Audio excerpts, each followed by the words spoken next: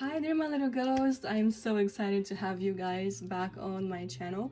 Today's reading is going to be about, as you have already seen, who you will be marrying. So as you can see, we have 4 piles today. We have pile 1 with this cute little crystal. I believe they are agates, but I'm not exactly sure. But I think they're agates. Obviously they have been modified with this cute little glitter, but they are still really pretty. This is pile 2's crystal. This is pile 3's crystal. And this is pile 4's crystal. So in this reading we will be looking at who your person is. We'll get a description of them. We will see how your lives together will be, what that will look like, and we will also check what this person is going to change about you, how they're going to influence your life once you guys are together. So go ahead and pick your pile. I will leave the timestamps in the description down below and also in the comments, and I will see you in your reading. Hi there, my little pile 1 ghosts. Welcome or welcome back to my channel. If you guys chose this tarot deck together with this crystal, I believe it is an agate, then this is going to be your reading on who will you marry. So as always, before we get into the tarot, we are going to look at, you guessed it, some oracles, exactly, to see who this person might be. So to start, we have the river, we have inner screen with 19, we have Anastasia with self-discovery, number 13, we have puppets with sorcery, we have the beaver, we have Aestibus. I am not sure if I'm pronouncing that correctly, but this is the angel of divination. We have snake skin. We have armadillo with groundedness. We have the dragon. And finally, we have the tiger.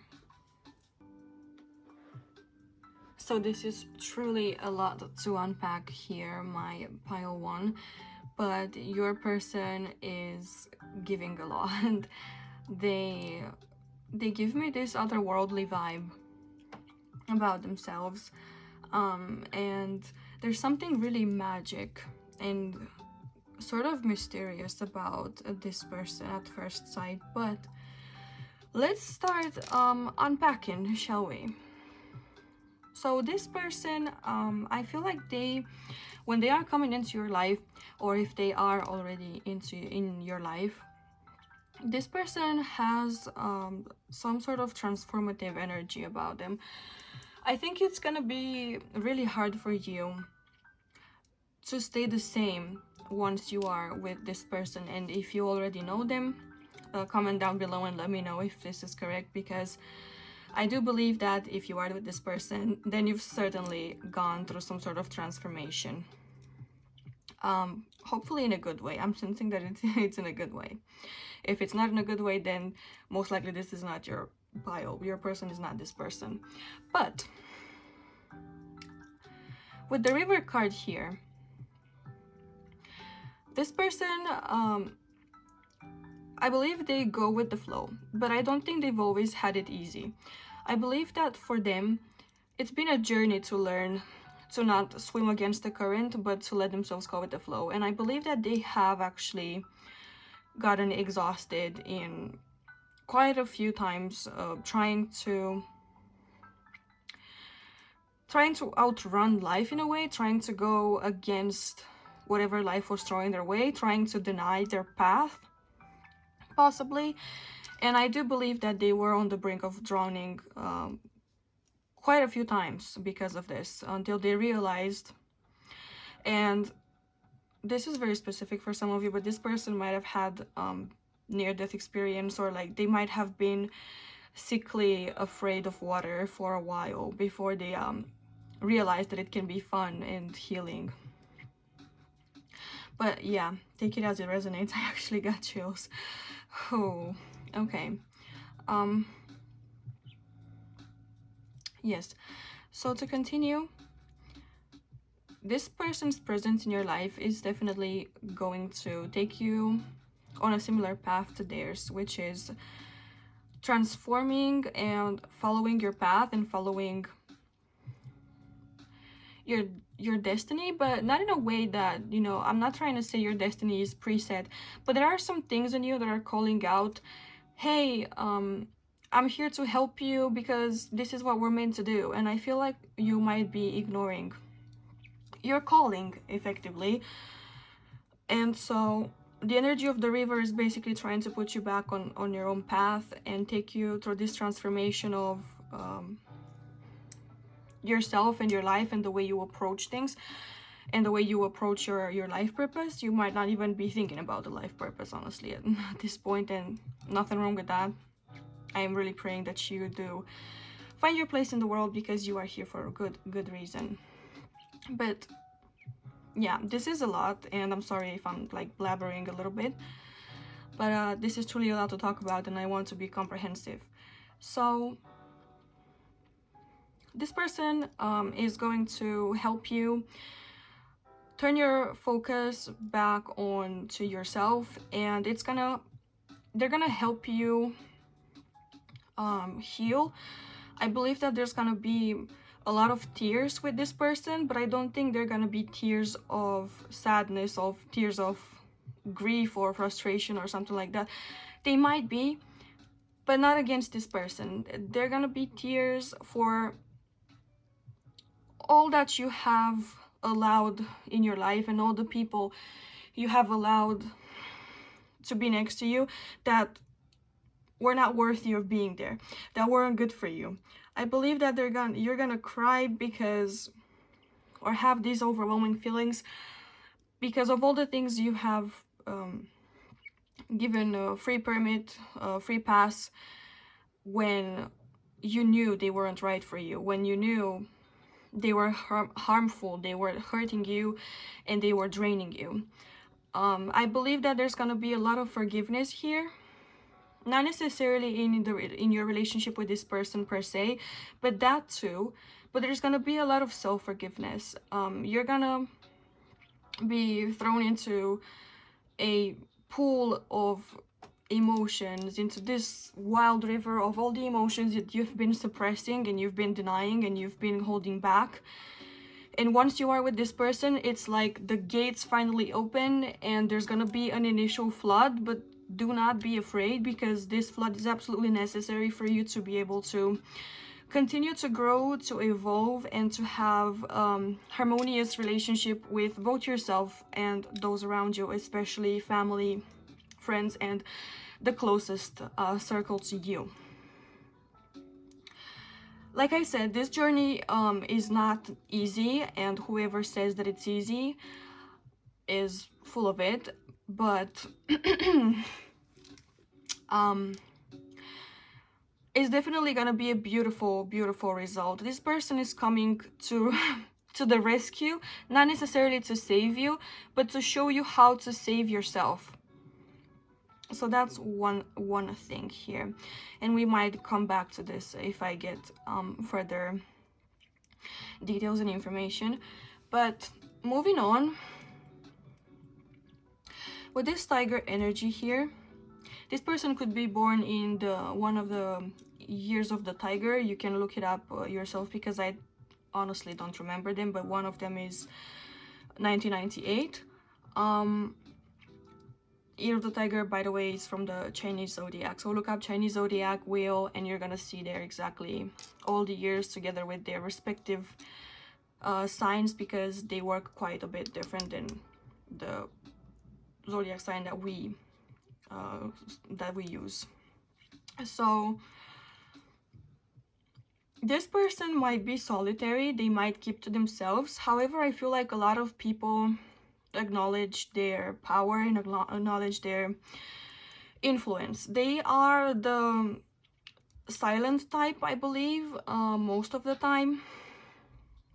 I feel like they know who they are, they know what they're worth, and they don't really mingle with just about anyone.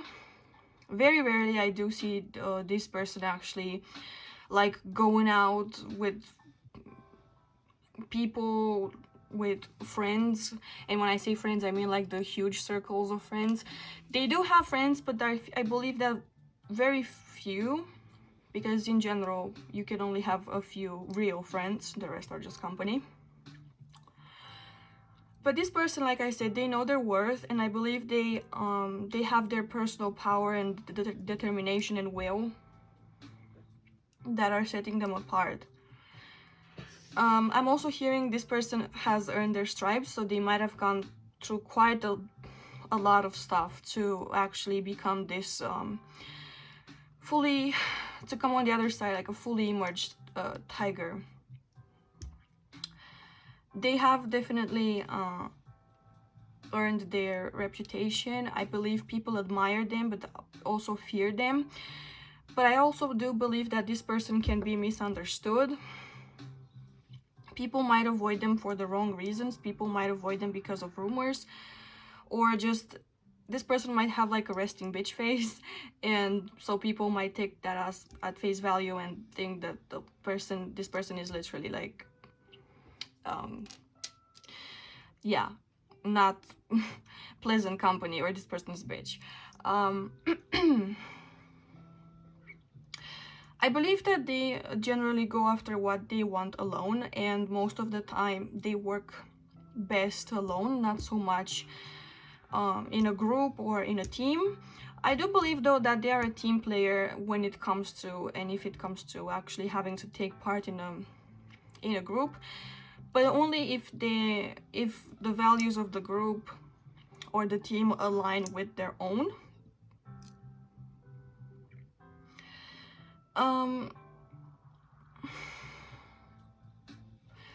Also, I believe this person doesn't attack unless provoked. So they might not actually be the openly aggressive type. I feel like normally they are actually pretty chill. And they might have cats, by the way. They might have cats or enjoy the company of cats. Felines in general could be significant for this person. But what was I saying? I'm getting so many messages at once. Give me a second to recenter myself.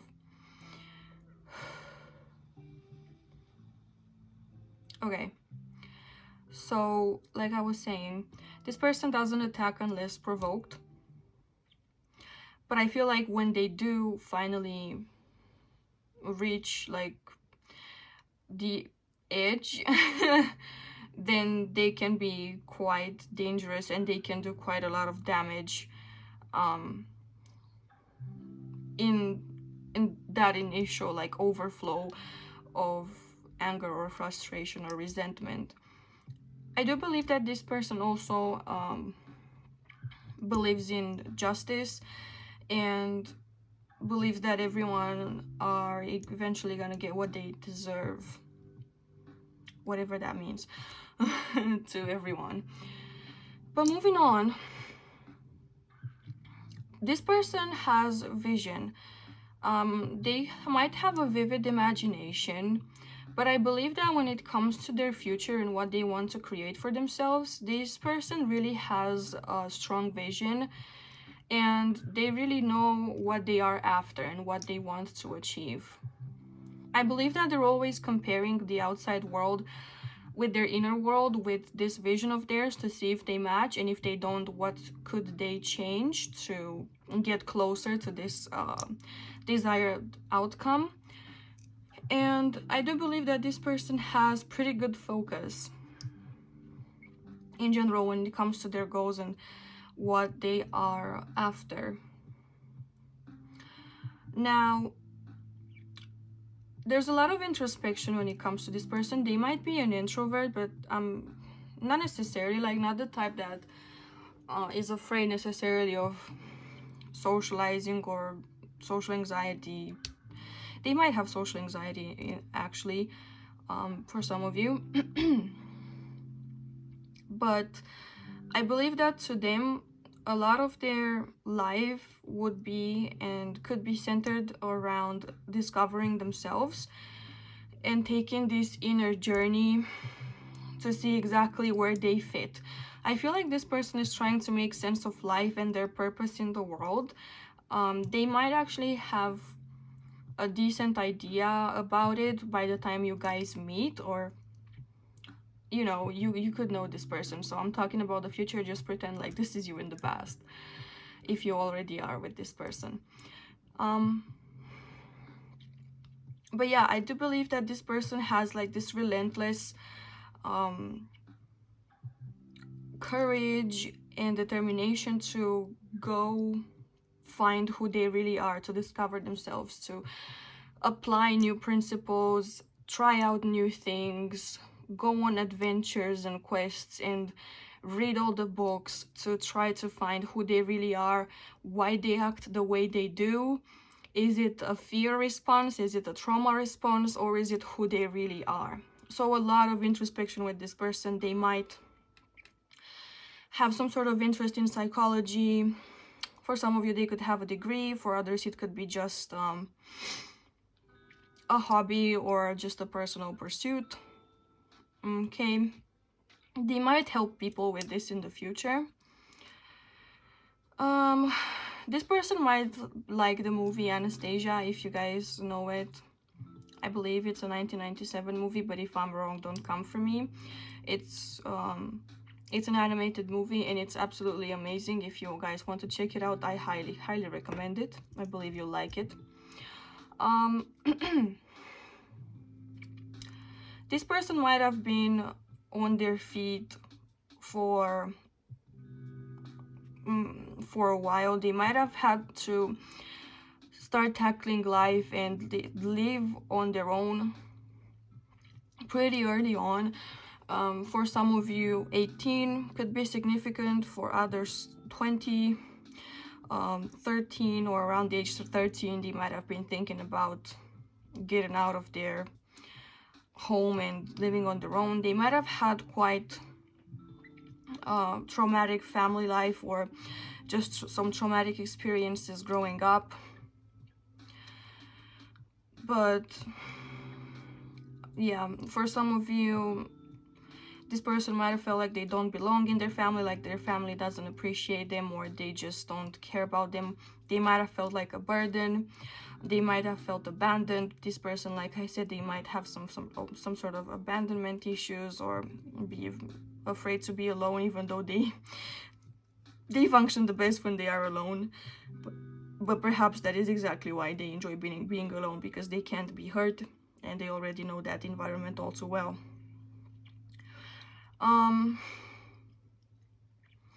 At first sight, this person could appear guarded, and it could appear like nothing can pierce through their walls.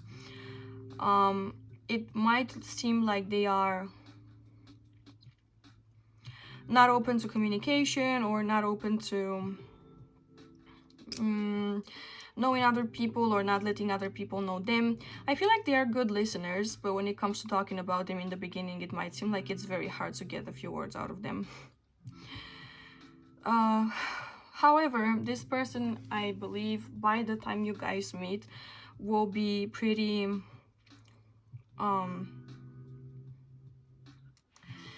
grounded. They will have a pretty true understanding of what's going on, of their responses. When it comes to, for example, if you tell them that a certain piece of clothing makes them look fat, for example, in the beginning, that might have triggered them immensely and have them turn inwards and put up their barrier, their walls, and not come out of there for the longest time. But now, for example, if you tell them that with like an honest desire of letting them know this piece doesn't suit you, not that you're actually fat, I believe that they might still get hurt, but they will understand that that comes from where that comes from, and not take it to heart and not take it so personal, not get hurt by it, and realize that it's just intrusive thoughts. And yeah, so that's what I'm talking about when I say they're grounded. They don't let themselves be swept by emotions so easily, and thrown around like a rag doll in this like whirlwind of or whirlpool of emotions. This person seems like they are pretty creative, but their creativity seems to be based on productivity as well. They like building stuff. They might have like an engineer approach, but I do believe that when they start creating something, they create it with like an end purpose in mind. I believe that if they are creative, which I think they are, they don't necessarily start doing something just for the sake of having fun with it. I believe they actually have a pretty hard time having fun, and that they believe everything should have like a final purpose and function. And they do in general. Whatever they create actually has good function, and it serves a purpose, and it's helpful, especially to others. However, I believe that this person could use some more time to relax, or to simply play without, you know, feeling like they have to be productive every time they touch something. This person might be someone really good at decorating, or someone who can really make a house feel like a home. I feel like they are a warm presence, and they are very dedicated to family. Once they have one of their own, I believe that they will treasure nothing more than family, and knowing that they belong somewhere and they are loved and treasured.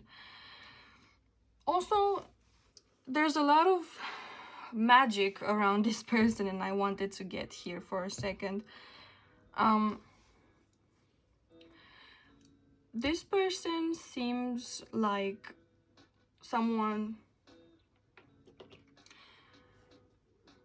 who knows, or who loves to decode like the secrets of nature, the secrets of the universe. They might be into the occult, or spirituality, or witchcraft, or divination, tarot, crystals, runes, pendulums, I don't know, something of the sorts. They might be inclined to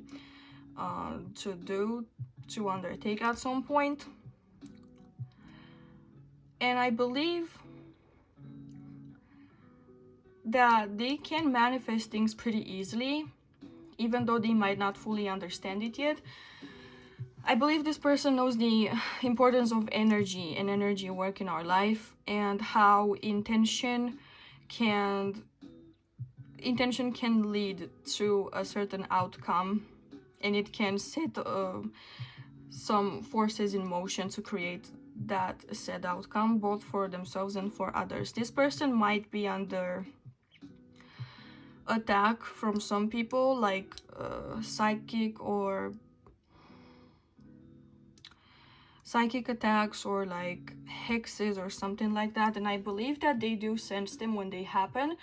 However, I feel like this person, at least in the beginning, will have trouble not sending the bad energy back.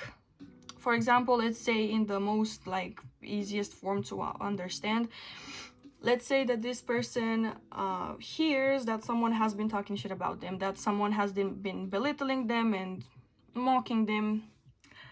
I believe this person will definitely want to have the last word, and do even more harm to that person, or take revenge in some way, but not revenge necessarily to be petty, but to square things up. This person really has something for squaring things up, like I said, for justice, for fairness, for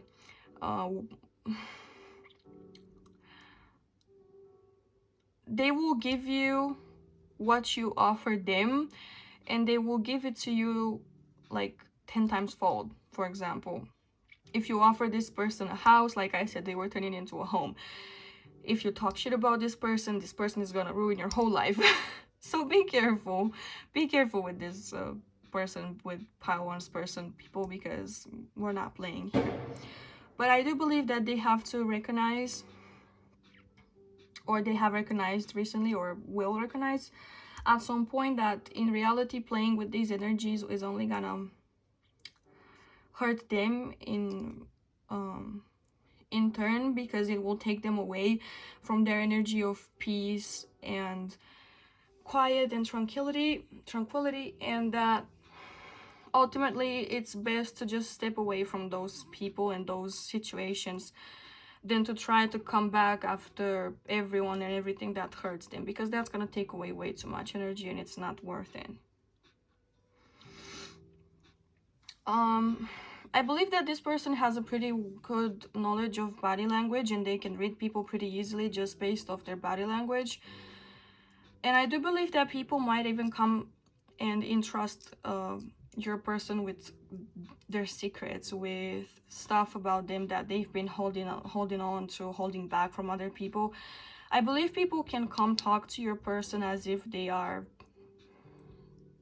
like a public confessional, I heard, where they can just come confess their sins or confess their thoughts and find understanding with this person. However, this person is not necessarily that benevolent. I'm not saying they're like malevolent, but they might judge a little bit. Like, they will not tell you to your face, oh my god, you're stupid for doing that, but they will be like, yeah, no, I totally get why you did that. I totally get why you called that bitch a bitch, why you chose to eat the entire container of ice cream even though you knew you were lactose intolerant. But in their mind, you're like, you're so stupid. But yeah, I believe that this person functions a lot through logic and mental energy in general, which is why I also have this inner screen here. So they might have like an easy time visualizing and connecting on a logical level, on a thought level. This person might have some sort of telepathy too, with those close to them, or they might get like downloads like that in the form of images, or they in the form of sound. So they could, I'm not saying hear voices, they're not, I don't think your person is schizophrenic, but your person might be claircognizant, so they just know something's right or something's not right. They just know, they have this inner knowing. They don't know how, but they just know. This person might also be they might relate to snakes in a way.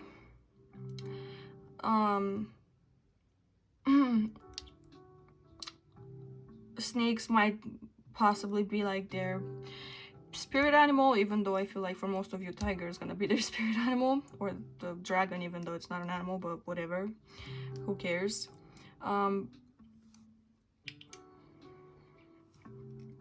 What else? This person might be a healer. They might hold knowledge as of how to help heal you, because they had to heal themselves and they have gone through this transformation. I believe that they have shed their old self, possibly a few times. Like I said, it doesn't seem like it was just a one-time process for them. I feel like they've been under constant, like they've been bombarded with these situations in which they had to adapt and overcome.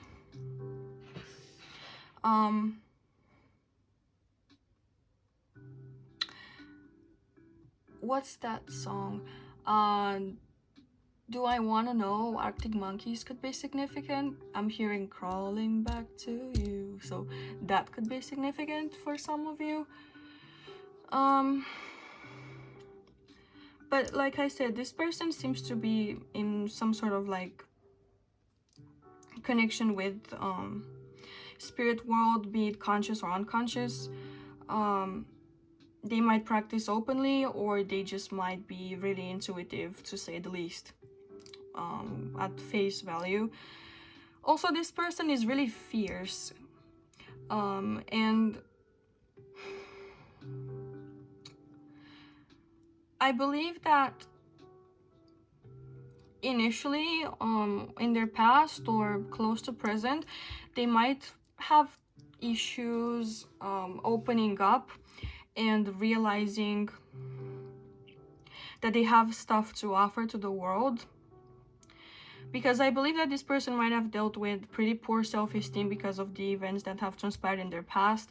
So that might have affected them in the long term, making them feel like they don't really have something to offer the world and that they don't really have to open up to the world. However, I believe that recently or soon enough, they will have this realization that they have a lot to give to the world, and that they are literally sitting on an entire like they're sitting on treasure when it comes to, or sleeping on treasure. I'm also hearing sleeping on themselves when it comes to what they could do and be valued by people for their talents, their hobbies, their skills.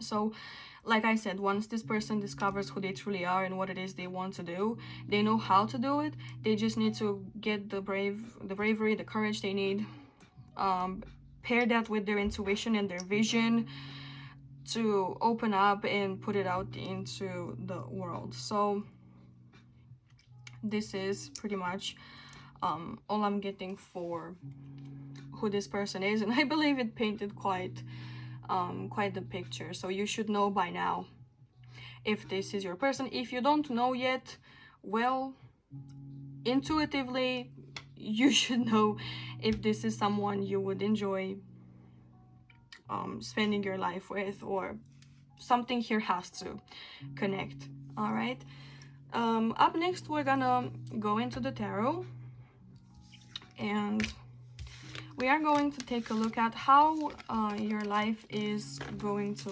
look with this person by your side. All right. So let's see. Pile 1.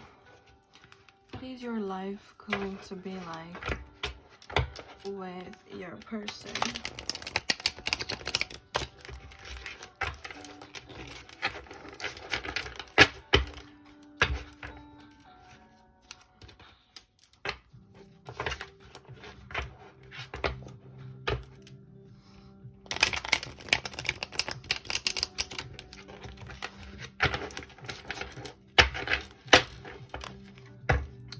Shuffle. Cutting the deck, I saw both the moon and the sun. So it looks like you and this person will make quite a good couple.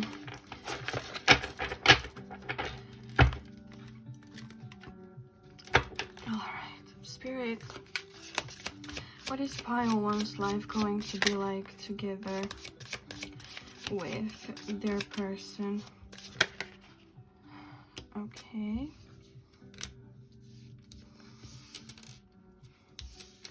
We have the 8 of Swords and the 10 of Swords reversed. What is their life gonna be like? We have the Ace of Wands reversed. What's their life gonna be like with their person?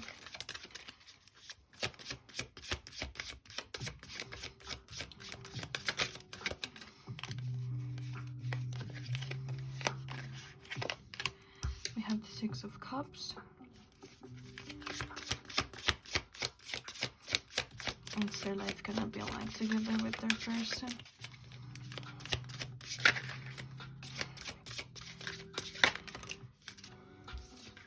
We have the Queen of Cups.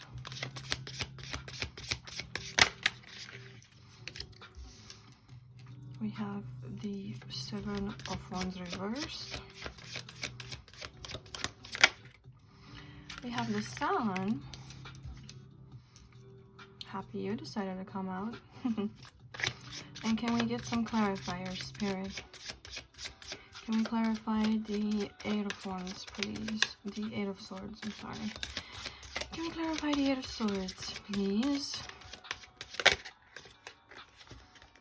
We have Death.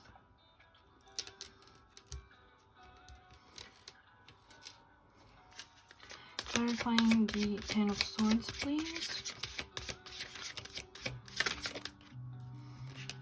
No? No. Okay. We have the Four of Pentacles reversed.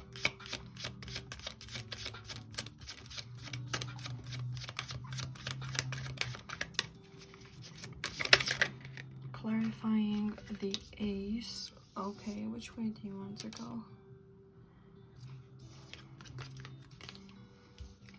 Upright then. Well, if you want to be upright, why wouldn't I take you upright? Okay. The Three of Cups. Clarifying the Six of Cups, please, Spirit. We have the King of Pentacles, and me personally, when they come facing this way, I'm taking them upright, and when they come facing this way, I'm taking them reversed. So for us, it's upright. Clarifying the Queen of Cups, please, Spirit. We have the Eight of Wands. Clarifying the Seven, we have the Seven of Wands is clarified by the Eight of Pentacles.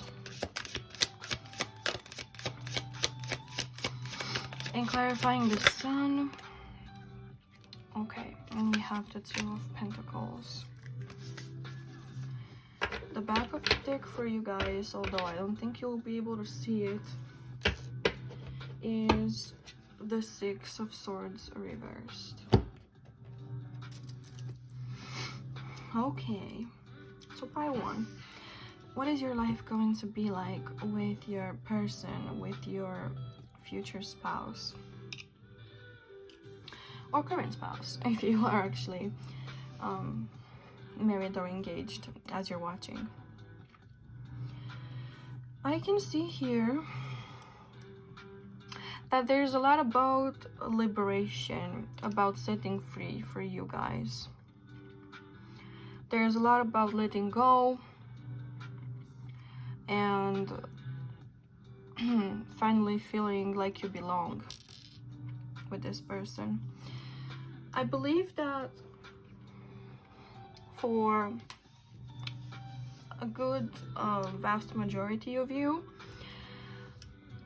this relationship is finally going to be the end of a lot of the tough cycles you guys have been going through. I believe it's gonna be the end of the pain of the past.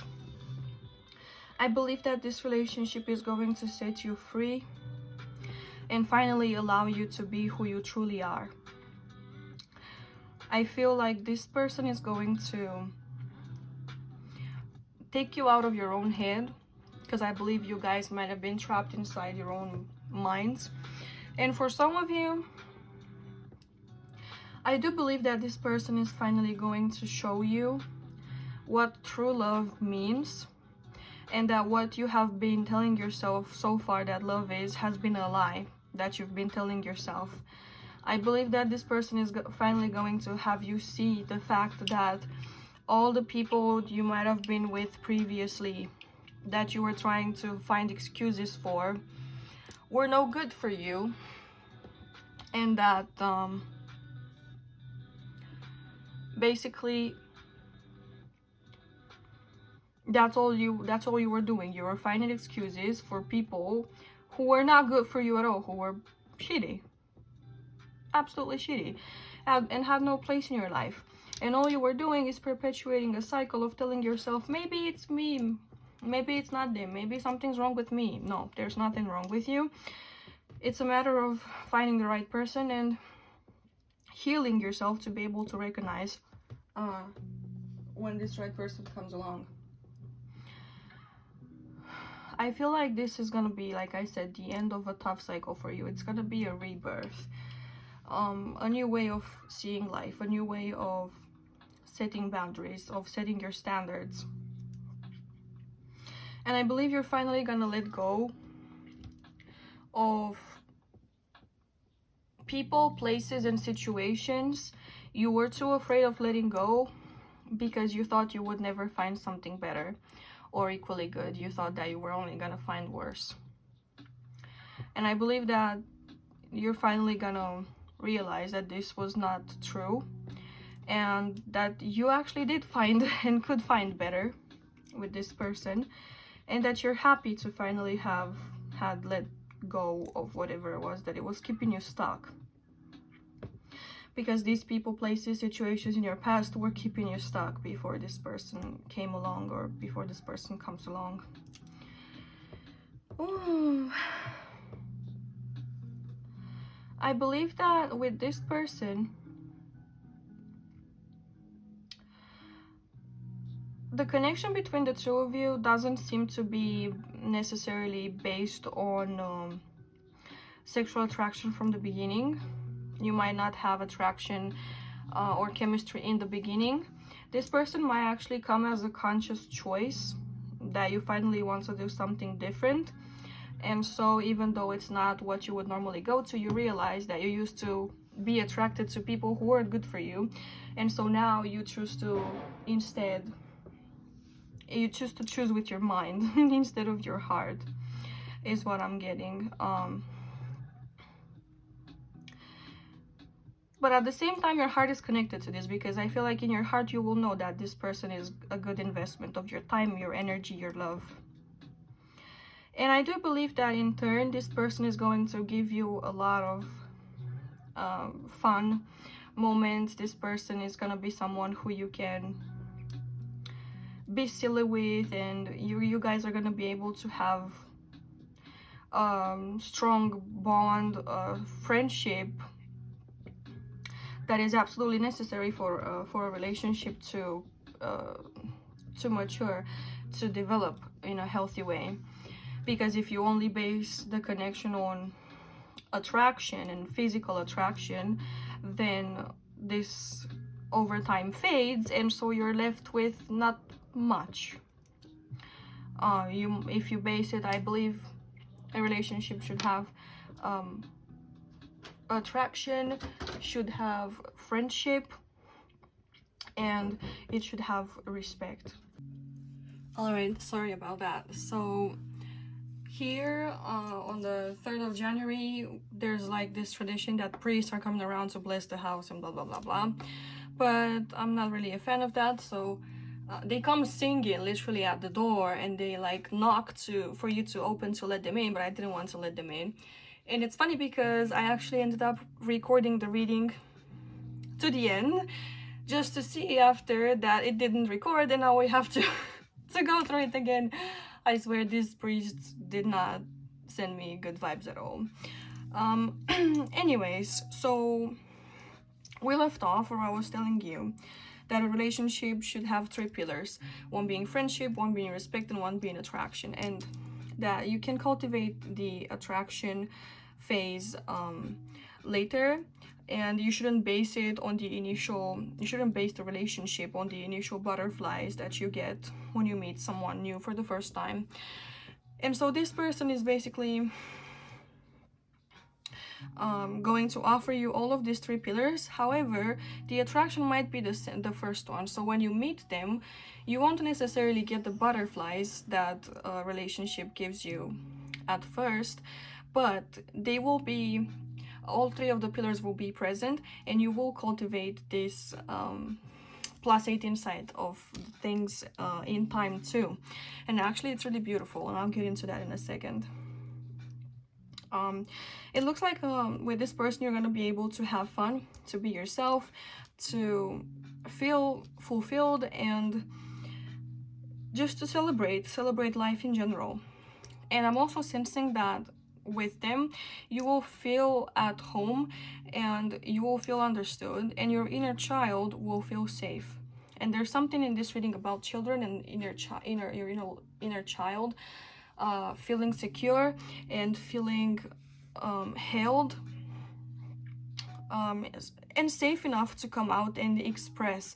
You and this person might play together.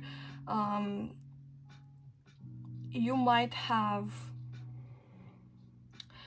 for some of you, you or them might want to go back to some places you visited before in your childhood that you hold dear, be it where you were born or some place you used to go as a child that brings you beautiful memories.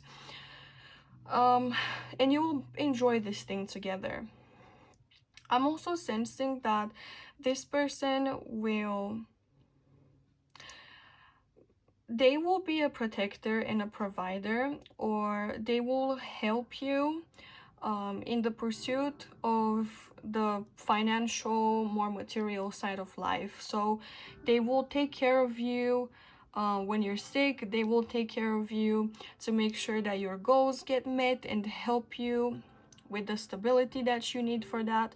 They might help you financially or just be a good influence on your financial life.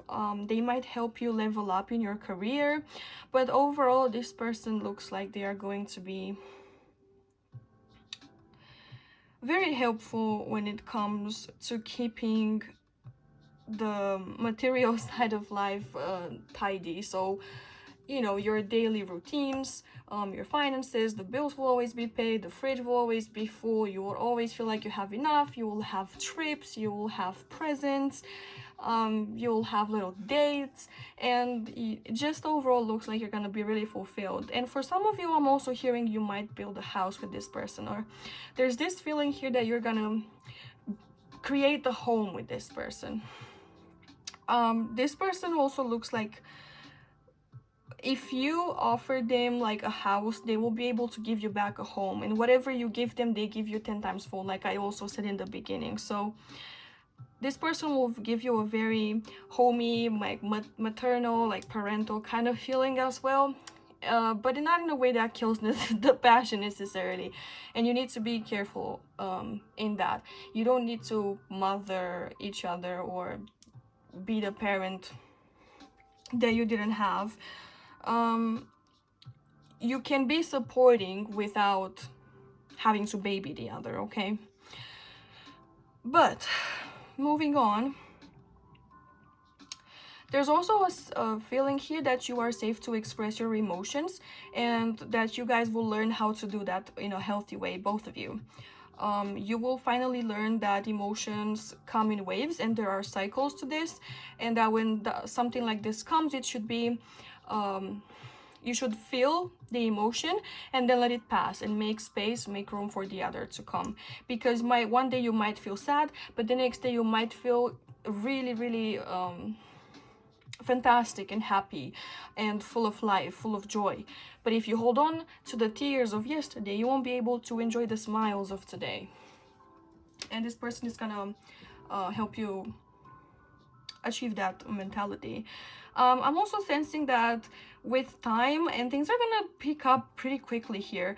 Some of you might have had a problem in the past reaching the big O, the climax in your +18 life. But this person looks like they're gonna help you achieve it really, really quickly. So either the problem of you not reaching that point is gonna be solved really quickly, or this person in general is gonna help you get there quickly. But it looks like you guys are gonna have fun, so I wouldn't be too worried about this ace of initial reversed ace of wands. Okay, this person also seems like the type who likes to do things when inspiration comes, like, oh, let's go there, or oh, I want to buy that, or let's take a trip there, and you guys will possibly pack and go to a certain place, I don't know, the seaside, just to spend the night, or go have a coffee I don't know, in a different city, just because you had or they had this inspiration of doing that, which is exciting and fun and adventurous and fiery, and yeah. So there's gonna be some passion here. I'm also feeling, however, with this person, There's gonna be some hard work. Let me get a sip of water and I'll clarify.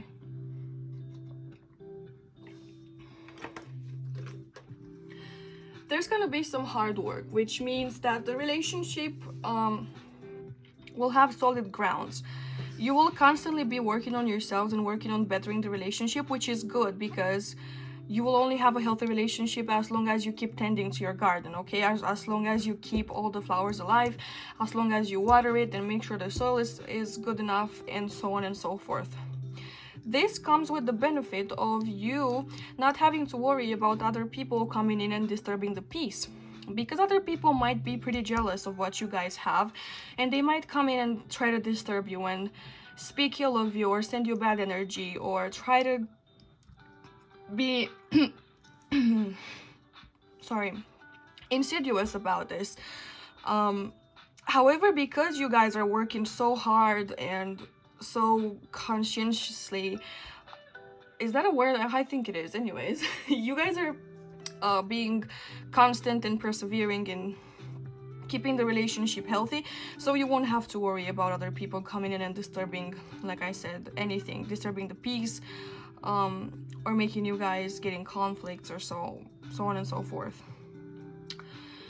With this sun here, for some of you, you might have children with this person, or they might want children with you. Anyways, there are children in sight, or if there aren't children in sight, like I said, your inner children will feel very, very happy and fulfilled together. It's a good omen for happiness and fulfillment. So the relationship will be growing steadily, and you guys will have a lot of joy and will reap a lot of benefits from this. However, I'm also saying that the relationship is not going to be a stagnant one. It's not going to be linear. You're going to have ups and downs, but these ups and downs will keep you guys alive. Because I feel like you need some of these extremes sometimes in order to flourish, in order to bloom properly. I believe that if it were stagnant, you guys would get bored and you would wonder why even bother with this person. I feel like this is gonna be playful, this is gonna be challenging, but in a way that you guys can tackle it no problem. So yeah, very beautiful message here. I'm also sensing as a closing for the tarot reading that you guys will finally feel like you belong. You will feel like this is the right person at the right time in the right space in the right place, and you won't have to worry about leaving again or having to being abandoned or being given reasons to have to flee once more to safer lands, to safer grounds. I feel like you will finally feel like you belong and you are understood and you are safe, okay? And that even if conflicts do arise, you don't have to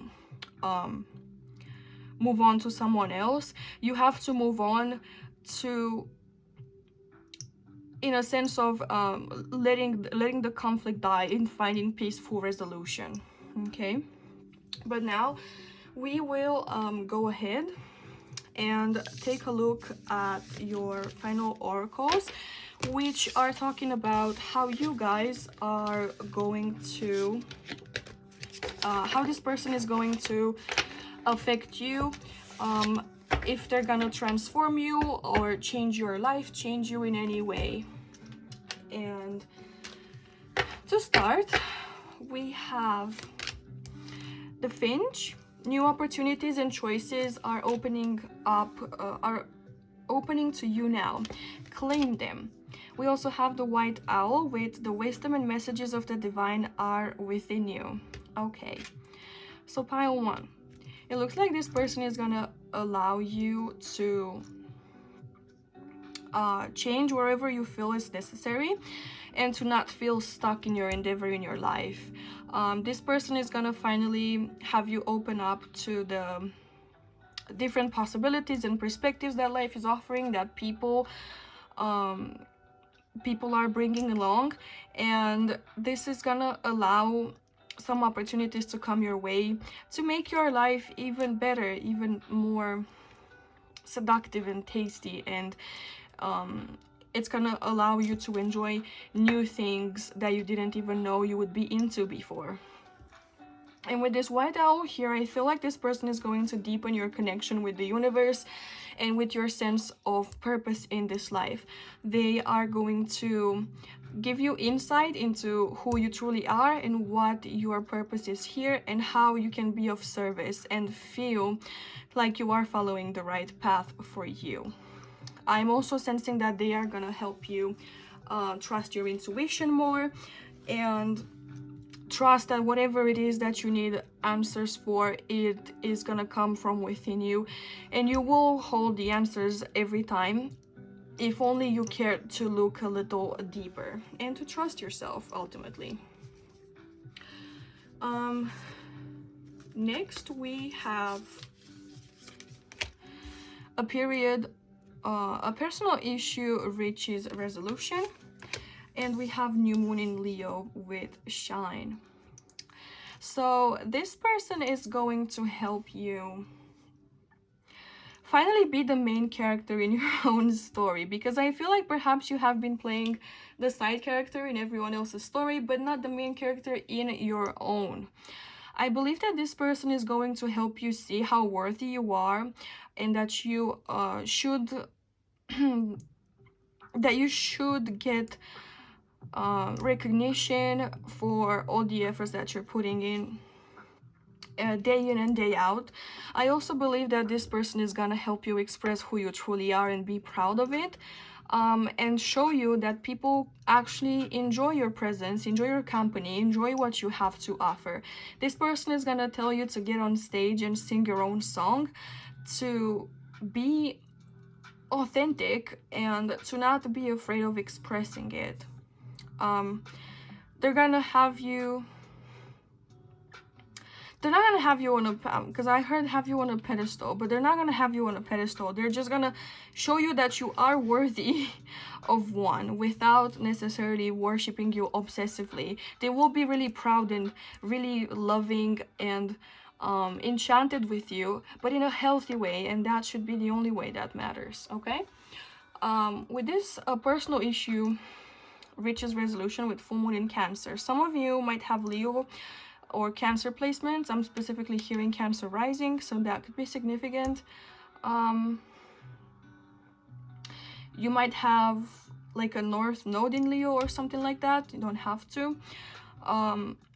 But with this personal issue could be related to family events. For most of you, I'm hearing family. It could be some sort of instability in the family that will be sorted out once this person finally enters into your life. If you guys are in a long distance relationship and their family don't know you yet, it might be that once they finally meet you and you guys are stable and together physically, that they will finally quiet down and the waters will finally be still again. I'm also sensing that for some of you, you will be the family this person has always wanted, and you guys will create a safe space for each other, full of love and protection and admiration and all of that which your family should have. You might be the family they never got, like I said. But if there's any other issue here, it would be mostly emotional. So once this person comes into your life and your guys are fully stable, I believe that all the emotional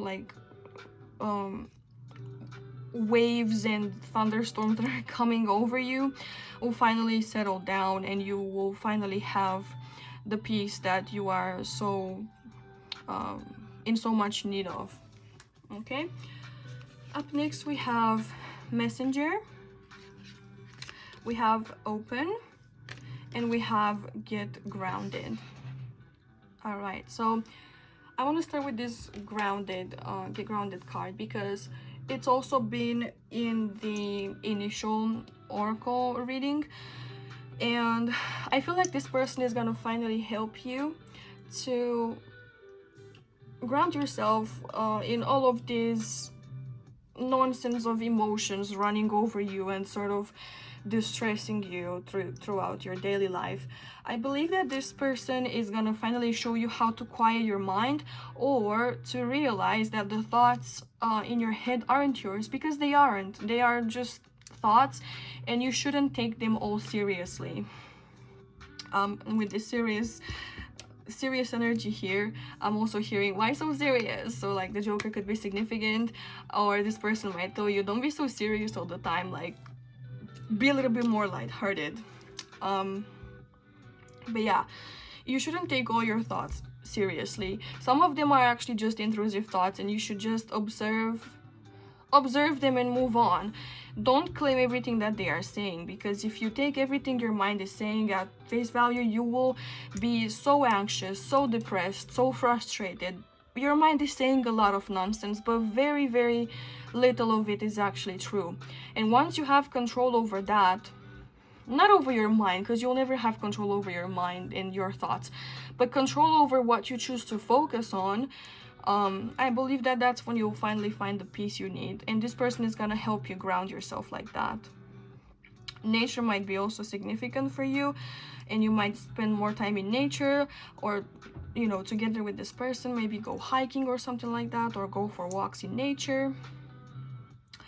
But moving on to this messenger card here, this person could be a Libra or have Libra placements, or you could have Libra placements, because this person definitely wants to keep the peace. The card says bring in harmony and balance. This is someone who likes to keep the peace, which is something you are so in need of. They want to end conflict before it even begins. However, you guys might have conflicts, and I'm hearing something that I've read some time ago that it's coming back. So a relationship with a Libra, for example, if this person's a Libra, might actually bring you some conflict, because this person's life purpose, conflict is familiar to them, in a way that they know how to appease it, and they know how to end it and reach peaceful resolution. So even if you and this person fight, because it looks like you will have some conflicts here and there, which is normal, this person is gonna always try to maintain the peace in the relationship, to come back to you and see what the problem was, so that you can make sure that it's you two against the problem, and not you one against the other.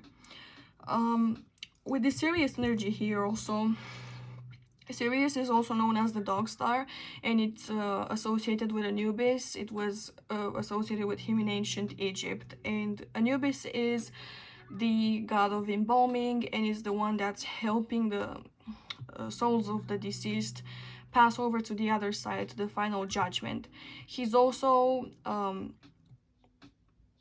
walking with them along this dark journey in the underworld, because they have to walk through a certain number of gates and meet with some demons and some not so benevolent entities and gods and goddesses, in order to reach their final judgment, and they are being tested in this. So yeah, and he's also the keeper of the scales. He's the one placing the heart against the feather of Maat, the feather of truth, in the final judgment, to see if the deceased is worthy of passing over to heaven or not. But basically, this person could be your they could be like your guardian angel, or someone who's like watching over you while you are going through like a dark night of the soul. And if you don't know what that is, a dark night of the soul is basically an episode in your life when things aren't going too great, but it's actually helping you in your personal development and leveling up your life. A dark night of the soul sometimes is equivalent with a tower moment in tarot, which means that something is being destroyed because it didn't have stable grounds, or it didn't resonate with you truly, with who you really are and what you're meant to do, and so it is taken away for you to be able to cultivate something better, bigger, more beautiful, and authentic. So if you guys are going through this, or will be going through this, just know that this person will be by your side, and they could be your guide, because this figure here is reminding me of an angel, and also Sirius is the brightest star in the sky, so it could be your guidance in the dark night of the soul. They could help you find your path, find your way. But yeah, with this open card here, say yes, expand through the extremes, and trust life. I believe that ultimately this person is gonna change you by having you open up to the possibilities, having you open up to them, having you open your heart in general to receiving. And you might be closed off because of what happened to you in the past. You might have issues exploring new things or allowing new people into your life, and this person is here to also help you realize that you are not protecting yourself by keeping yourself closed off, and you are basically keeping yourself stuck, and you should open up more to what could be, to new people, to new experiences, to things that are completely opposite of you, in order to grow, to realize that in reality there is no such thing as conflicting ideas, conflicting concepts. It's just diversity. And when you look at it as diversity instead of conflict, you realize that the world is such a colorful place to be in. This person might, or you might, have a black and white mentality, and so they are here to show you that there are shades of gray and there's also color in between. They might be opposite of you, but if that is the case, you will balance each other out beautifully, because say one of you is logical and the other is emotional, right? You need a certain amount of logic to be able to go through everyday life, but you also need some sort of emotion in order to fully enjoy life. So you can see that the two come together to create a wholesome, beautiful result, and I believe that you guys will balance each other out like this. But yeah, that is pretty much all I'm getting for you guys. This is a really beautiful connection here. I believe that you guys will get along just fine. Once you meet, I believe you will be mature enough to realize how to sort out the differences between the two of you, because no relationship is without trouble, without conflict, because no two people are the same, and if they are the same, why would they even come together? Okay, we come together to grow, we come together to expand, we come together to learn, and to finally love, because isn't that why we're all here? So if you guys enjoyed this reading, I hope you did. I would really love if you could leave me with a subscribe and a like to this video if it resonated. I would love to make more videos like this for you guys, and subscribe is literally the best way you could support me. Also, leave me a comment if you already know this person, or if this reading resonated with you and you would love someone like this in your life, if you think you would need someone like this. I'm also offering personal readings if you guys are interested in that. It's gonna be linked down below to my Etsy shop, where you can also find my personal oracle, the Ghost Oracle deck. But yeah, that's all I have for you, and I hope I will see you in the next video. Bye. Hi there, my beautiful pile 2 ghosts, and welcome back to my channel. If you guys chose this tarot deck together with this little crystal, I believe it is an agate, but anyways, it's really pretty. Then this is going to be your reading on who will you marry. But as always, before we get into the tarot, we're gonna take a look at some oracles to check in the energy of your person. What are they like, and if you are already married to them, then perhaps it's gonna help you identify whether or not this is your pile. So let's get started. To begin, we have the King, we have 22 with Spirit Guides, We have the Fairy Queen with protection. We have Herb Garden with medicinal. We have Oyster. We have the Shaman. We have the Angel of Verdancy. And you guys actually got 2 of these oracles, so I'll try to find a room for both of them. We have Sylphs with Peace, Agent of Change, Impact, Importance. And we have Vervain with Spellbound, Soul Alignment, Release, and Protection. I'm gonna try to overlap them like so. We also have Elephant with Leadership, and we have the Silence. Actually, I don't think this is a shaman. This was like a masculine god figure, and I cannot remember his name for the life of me. But yeah, this oracle is a little confusing because there's literally nothing written on it. It's just an identification number. But anyways,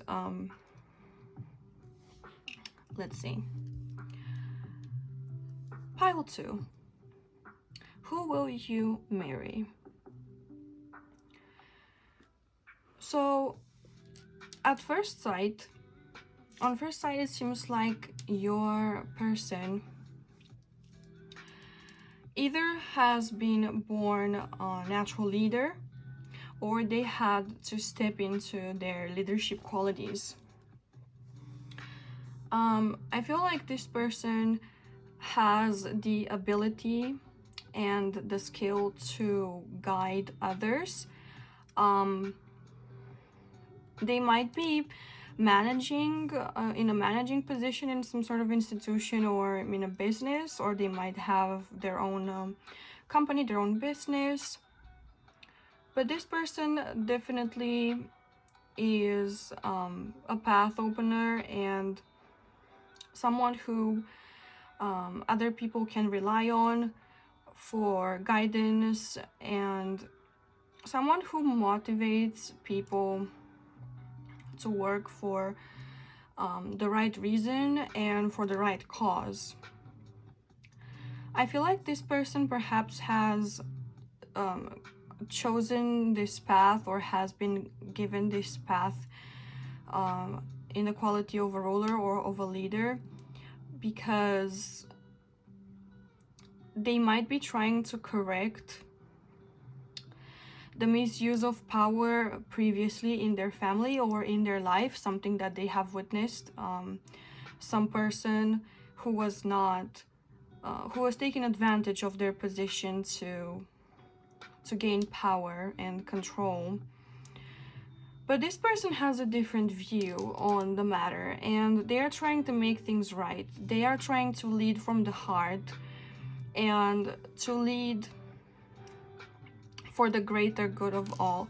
No matter how influential this person is, the people that are sort of under their influence, under their rulership, these people are in good hands, and these people know that they can trust this person. It looks like your future or current spouse is someone who is open to, rather than finding a cause for their path, they would rather channel it from the divine. So this person might have really good ethics and morals and values, and they are trying to align it in a way that's human, you know, in a way that everyone wins and everyone gets a piece of the cake and everyone gets to eat, and everyone feels like they are appreciated and that they are bringing something to the table. I feel like this person is fair, and they have strong will. but a soft heart at the same time. And this person, I don't feel like they are in it for the money or for the power, but they might gain it pretty easily, exactly because they are facing all of these challenges where they have to choose every time, do I stay true to my path, or do I fold to gain more finances and power and influence, and therefore give in to my ego's desires. And the ego is not a bad thing at all, but sometimes it can have misguided means. And I believe that this person might have been tempted or might have folded when it came to temptation at some point in their life. But I believe that they have learned their lesson and they are now choosing to stay true to themselves instead of just following others blindly. And yeah, they're true to their heart. I'm also seeing there's a lot of like plant medicine and environment protection vibe to this person. So they might be someone who prefers like natural remedies over pills and, you know, big pharma stuff. This person might be a gardener, or they might really enjoy spending time in nature, but I feel like this person really has a deep role in when it comes to protecting and cherishing Mother Nature and the environment in general. I believe this person might have this cause that they're working for might be exactly something related to the environment, to protecting perhaps endangered species, or protecting the forest or something like that. I would be surprised, in fact, if they don't actually actively work for something like this. And perhaps there is no like financial gain at all in the matter. It's just that they're trying to perhaps initiate a new what's that called? Spirit, help me out here.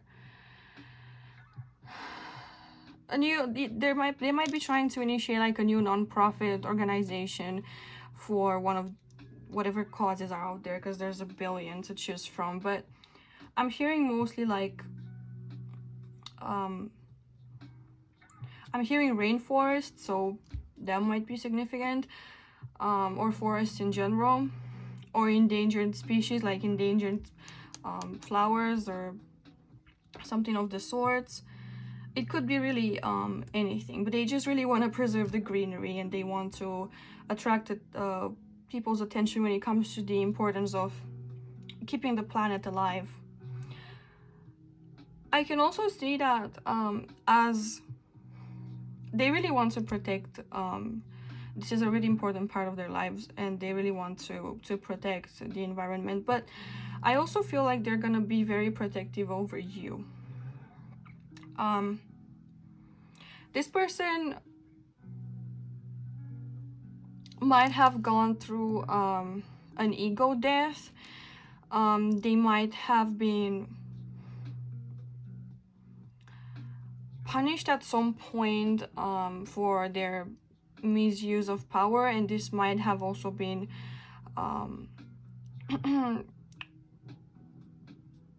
pointed towards like the relationships to the opposite sex. They might have been trying to manipulate or use people before, but by the time they meet you, I do believe they will have been completely changed. They would have gone and done a 180 on their life path, so to speak. But I do believe this person has received their karma, and they have realized that what they have done was so cruel and so like outrageous and horrible that they were probably like shook at how bad it was, and when they realized the intensity of the effects of their actions on that specific person or group of people, I believe they were so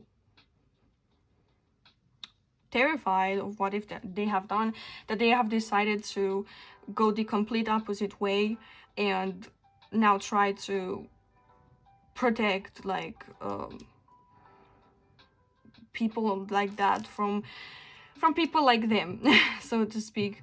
I know it's a little bit confusing, but essentially the person or people that they have hurt have now become their target for protection and for making sure that this misaligned behavior that they're engaged in is not repeated, and that these people are no longer in so much danger of being like used or manipulated. All right. So this person is gonna be, like I said, very protective over you. I believe that they have made peace with their past for the most part, at least, and that they are now finally living from their heart, living from a space of being true to themselves and being attuned to their actual life path and life purpose. I believe that when this person meets you, they will feel drawn to you easily, and they will feel like they're falling under your spell. I believe that they will be absolutely mesmerized, and they will possibly dream about you for a while before they open up to you.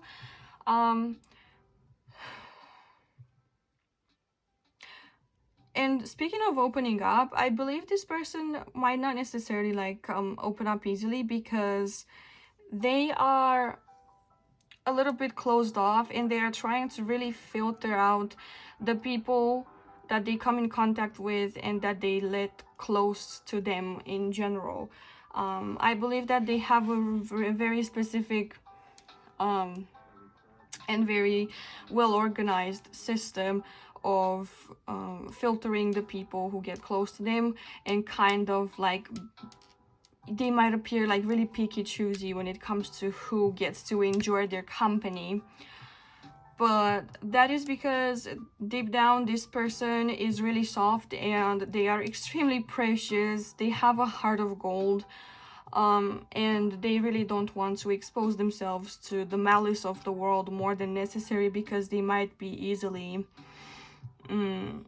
hurt, not necessarily easily manipulated, because I feel like this person's will is pretty spot on, but they might get easily upset when it comes to seeing people's true colors and true intentions, and they just cut them out before they have a chance to come into their lives. So I would say, if you haven't met this person yet, you would be advised to have patience with them.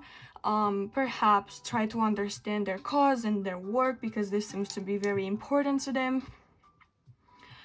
However, I feel like you two will meet under some very magical, fortunate circumstances somehow, because what I'm hearing is, I believe that your spirit guides are actually conspiring to bring you two together. So one or multiple of your spirit guides might actually be common, and so it can have something to do with this. I'm not gonna try to pronounce his name, but this is the angel of verdancy, and it basically has to do with protecting and cherishing nature. So you two might have the opportunity to meet in one of these like environmental projects, and yeah, perhaps come in contact there or something of the sort. But there's definitely a common spirit guide here that is trying to put you two in contact. Like I said, this person's energy is creative in a way that they try to use their mind to find solutions to the problems, to combine new ideas, to find new solutions to old problems, so to speak. I do believe that this person can actually be attractive, and for you, their dedication and relentless work towards their cause might actually be a turn on. They might actually be an inspiration to you as well, and they might actually lead you down this path too, of course, if you are into that. And if you're not into that, who knows, they might actually inspire you to be more receptive to protecting our sacred Mother Earth. This person could be an earth sign or a fire sign, so Taurus, Capricorn, Virgo, Leo, Aries, Sagittarius. I'm getting a lot of Leo, but it doesn't necessarily have to be. But there's a lot of passion here, like I said, and this creativity is like grounded in practical means. So they could have like a Taurus, Virgo, Capricorn rising or moon or something of the sort, or Mars. So yeah, this person might actually also engage in deep meditation. They might like to sit in silence for prolonged periods of time to gather their thoughts, or to check on themselves, and to make sure that they have their priorities straight. I believe that this person is really connected to themselves, and they might have even a close relationship to their spirit guides. They might be aware of their presence or commune with them often, or at least regularly, and they might actually be guiding them on this path. Because I do believe that this person, like I said, they draw their inspiration and their direction from higher guidance and from the greater good of all. So I wouldn't be surprised if they also practice divination or spirituality, or simply are in touch with God or the universe or spirit, whatever they choose to call it. But that is all I'm getting for them. We are now gonna jump into the tarot and check what your life with this person is going to look like. So let's see.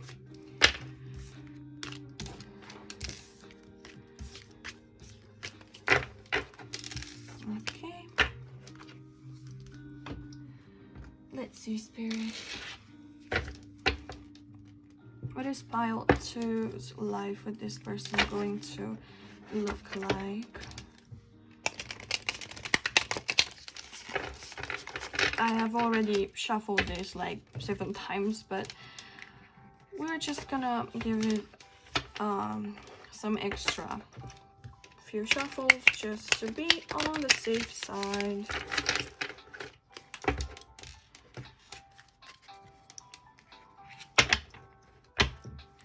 Let's see, pile 2.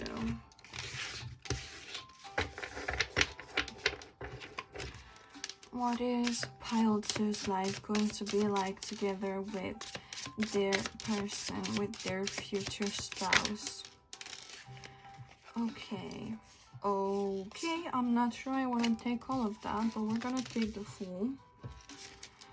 What else, Spirit? We also have the 7. This is the 7 of Cups. What's their life gonna be like together with their person?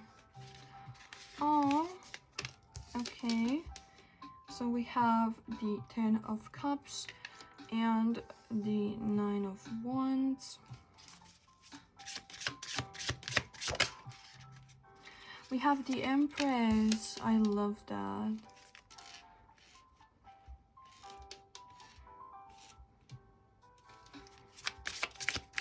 Let's see what else, Spirit. We have the 4 of Swords.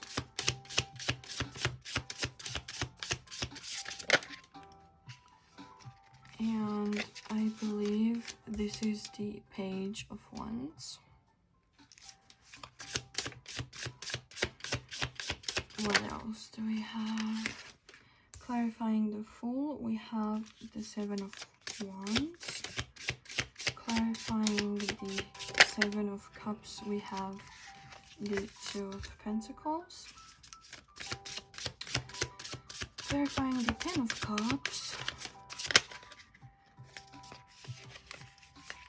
we have, this is the Six. This is the Six of Wands. I actually just got this deck today and I was really excited to work with it. We have the Page of Cups, clarifying the Nine of Wands. We have the Moon, clarifying the Empress.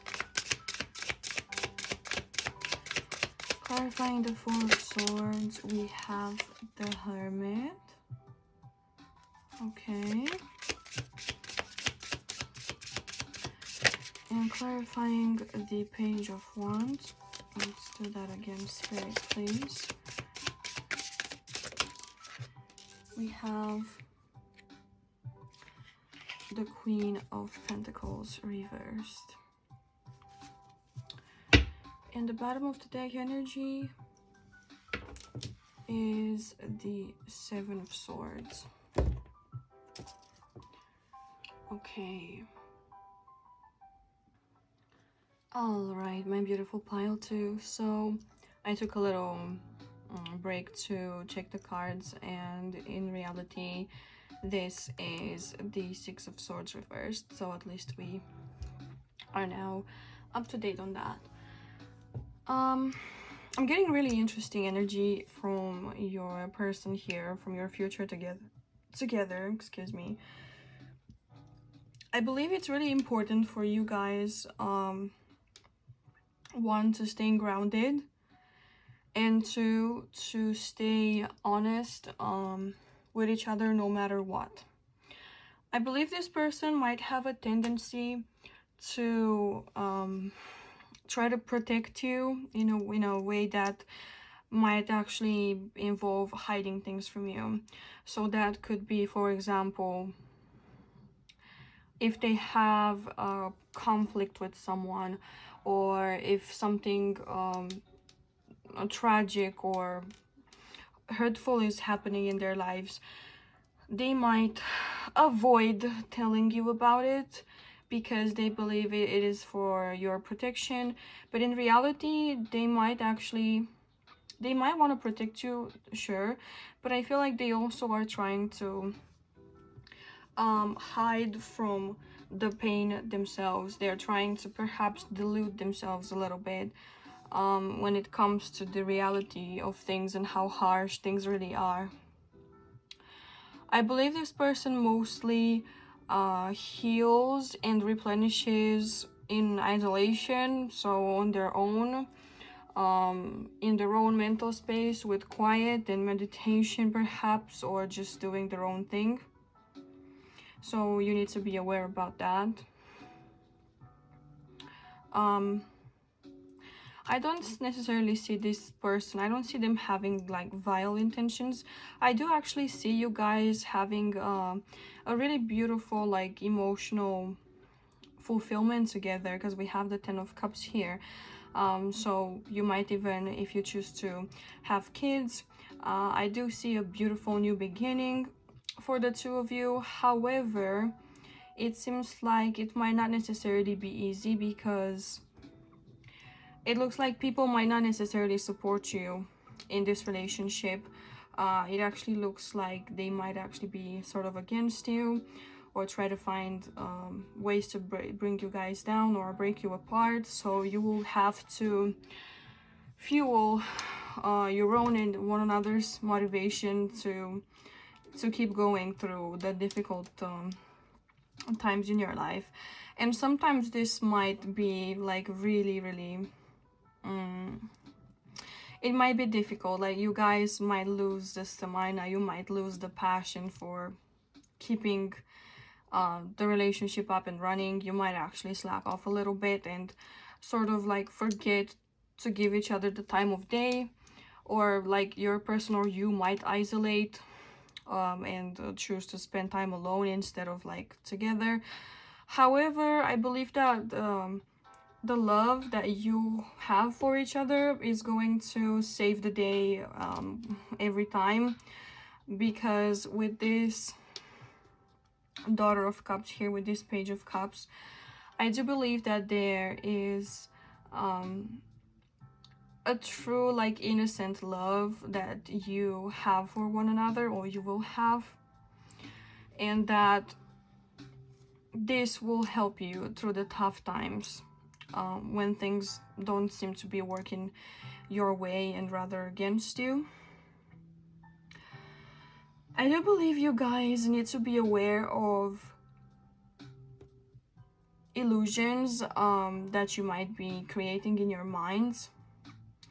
I believe one or both of you might be attracted towards like the world of imagination and daydreaming. Maladaptive daydreaming comes to mind, so one of you might have that. I used to have that for years and years, and it was pretty fun. Like, not trying to say that, you know, mental illness is fun, but yeah, it was my way of coping with things at a time. But you need to be careful not to slip into this world of imagination as a way of escapism from the real world, okay? You can definitely look at all the options that life presents you with, but make sure you don't slip into not living with the rest of us anymore and just living in your own world, in your mind. I'm also seeing that I believe you're gonna have you're gonna be like well equipped to deal with this. One of you might slip into this, like one of you might be like daydreaming obsessively, the other one might be like isolating, but I feel like ultimately you guys will balance each other out, and you'll feel when your partner is going like into isolation, for example. You'll be like, hey, like, I know that you need to recover and recharge, but I feel like you're overdoing it, and maybe we could take a walk in the park to try to ground you back into reality. Or for those of you who like daydream a lot, or perhaps like watch a lot of TV or like Netflix or YouTube, or just get lost in imaginary worlds, books and games also come to mind, so like video games and stuff. Again, your partner might step in and be like, hey, so let's put the book, let's put the remote, let's put the keyboard down, and let's go, I don't know, do something else. Let's go skating, or yeah, let's go to the movies or something else. Just to break that pattern of coping with something that is not exactly the means of coping that is not exactly healthy. I do, however, feel like you will finally feel like you have hope and that you are finally safe with this person, which will allow this relationship to flourish into this Ten of Cups, into this beautiful like open heart situation in which the both of you feel fulfilled. Like I said, I believe that at first you might encounter a little bit of difficulty when it comes to opening up fully, because especially when it comes to feelings, and with this Empress here clarified by the Moon, I believe you guys are really abundant and you are very loving and nurturing in your own ways, and I heard in your own twisted ways, so you might believe that the way you love is kind of twisted and like different and not normal, but trust me, to this person you are gonna be everything they've ever dreamed about. So yeah, I was saying with the Moon here, I feel like you guys will have a little bit of difficulty opening up, or finding it hard to, because you might actually want to open up, but you might find it hard to implement this in practice. It's like, okay, I want to open up. How do I do that? Like, how do I do that? Like, I don't know what to do. And you will only honestly see like the first step. So for example, you will only see that what your person is telling you, like, I mean, I don't know, tell me how you feel right now. And you might be like, I don't feel anything. And your person is gonna be like, you need to feel something. If you don't, you might be dissociating, which is different. But if you are dissociating, then what happens if you open up, if you relax and go into your feelings a little bit? What do you feel? So yeah, this is just an example. It might vary, and I'm sure it will vary for a lot of you. But like I said, there might be some level of mystery or secrecy here, but I do not think that it's like malevolent or meant to hurt. I believe it's just the difficulty in opening up, especially when it comes to your person. With that oyster card they got, it makes sense that it would be them. It could be you as well though, so don't take it if it resonates, like I said. But yeah, like I said, the last thing I would like to mention here is that you guys need to be careful to ground yourself. You might get like a lot of crazy ideas and inspiration and things that you could do, projects you could start, new ways you could implement, different changes in the system, or start new creative projects.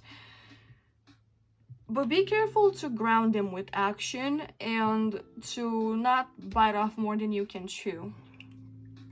Because with this Queen of Pentacles reversed here, I believe that one of you might get like ahead of yourself and be a little bit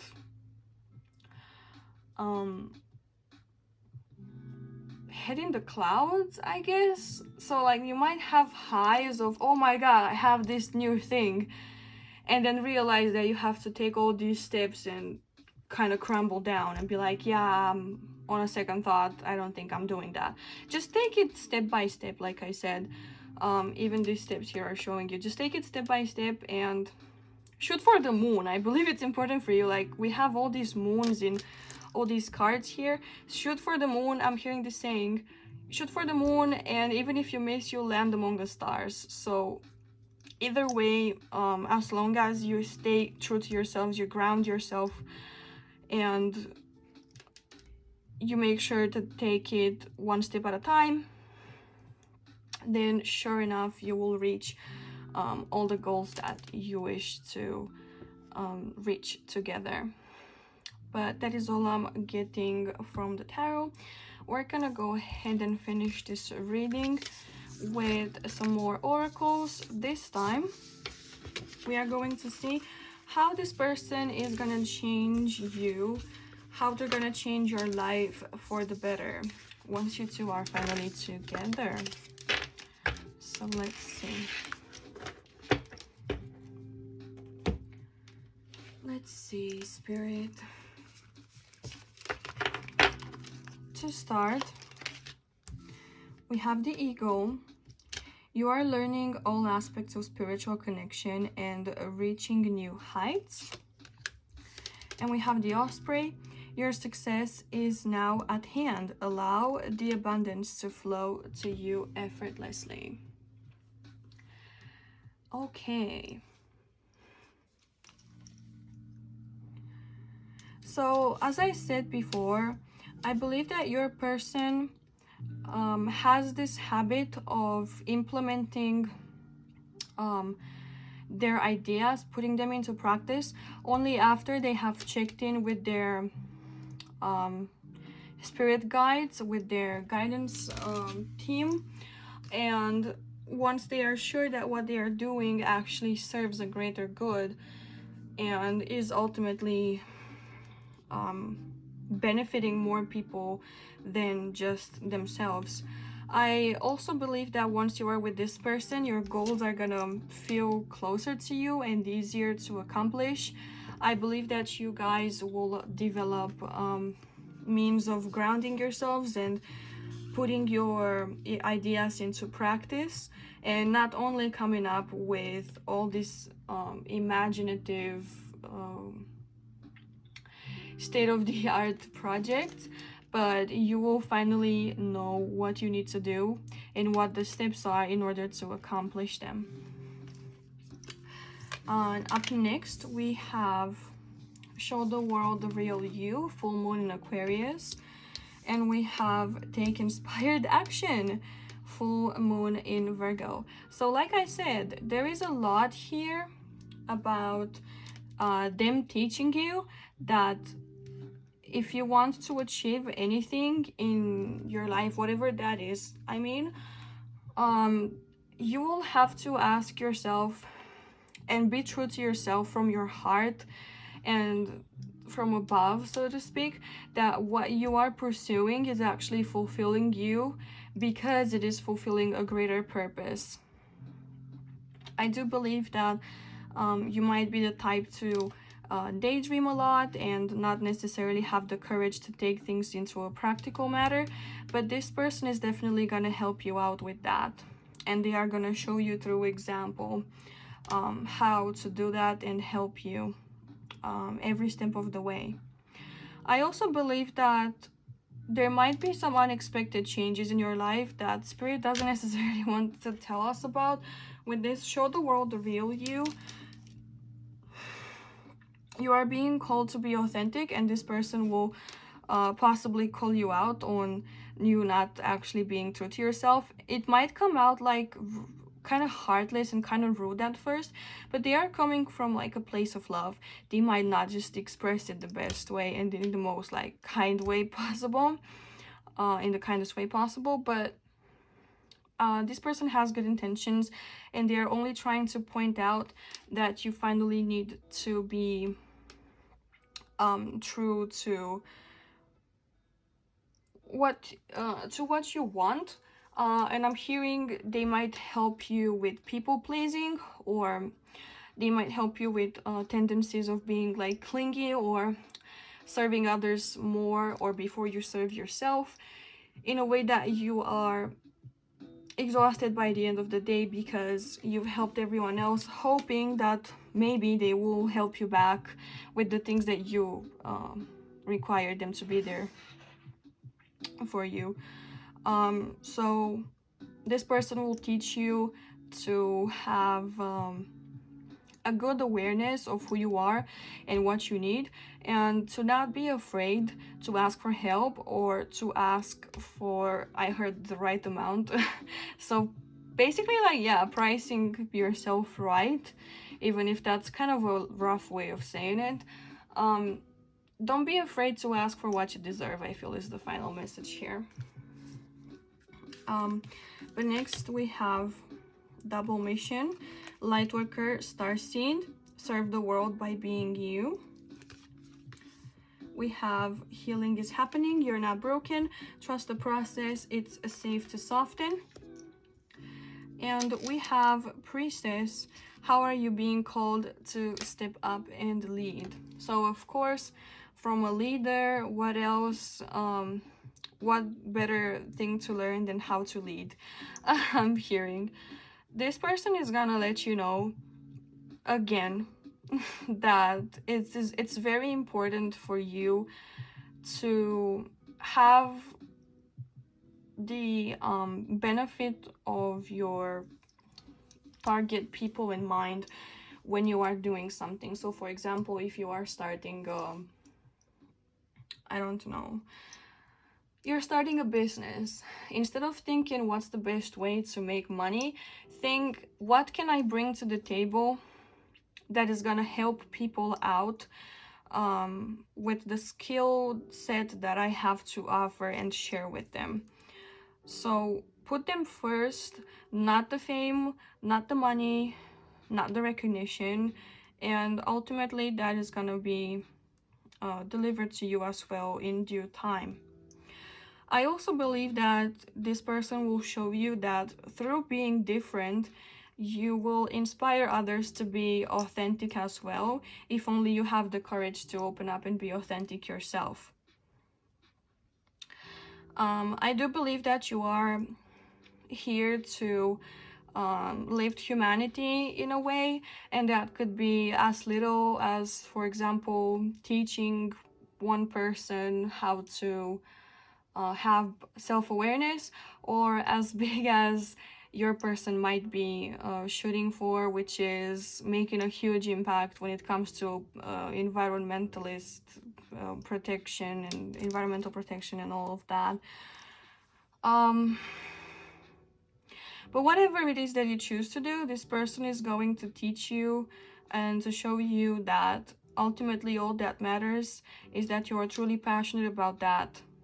And I'm hearing, if it didn't pay, would you still do it? So if it didn't bring you any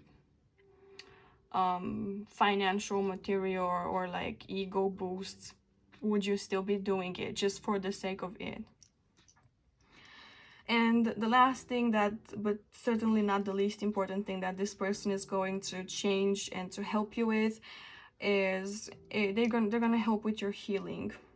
I believe that they are going to show you that even though they have been hurt as well, they are not cutting people off completely, but rather they are choosing to see and to be more careful with who they let in their lives, and to be more careful with how much they are giving. Establishing boundaries might be one important thing that this person is going to teach you when it comes to how much you are offering others from your time, from your service, even from your money, so that at the end of the day you are not drained, and you are offering from a place of abundance. But yeah, that is all I have for you guys today. Thank you so much for watching this reading. I do hope it resonated, and if it helped you in the least, then do please consider subscribing to my channel, as that is one of the greatest ways you guys can support me in making more of these videos for you. Make sure to leave a like if it resonated, and leave me a comment if you already know this person and if this reading was actually about them. I also do offer personal readings if you guys are interested in that. It will be linked down below in my Etsy shop, together with my oracle deck, the Ghost Oracle. So yeah, I hope I will see you in my next video. Bye! Hi there, my beautiful pile 3 ghosts. Welcome or welcome back to my channel. If you guys chose this tarot deck together with this crystal, then this is going to be a reading on who will you marry. And as always, before we get into the tarot, we are going to take a look at your oracles to check your person's energy, and if you are already together with them, to check if this is actually your pile, and if you are not yet in contact with this person, to get an idea of what they are like. So to start, we have the Wand, we have the Heart Chakra, we have Persephone with maturity, we have Crafter with creativity, we have the Cardinal, we have the Shaman, we have the Angel of Snow, we have, I don't know how to pronounce this tree, Banyan Blessings. Yes, okay, this one. We have the Fruit Bat or the Flying Fox with kindness.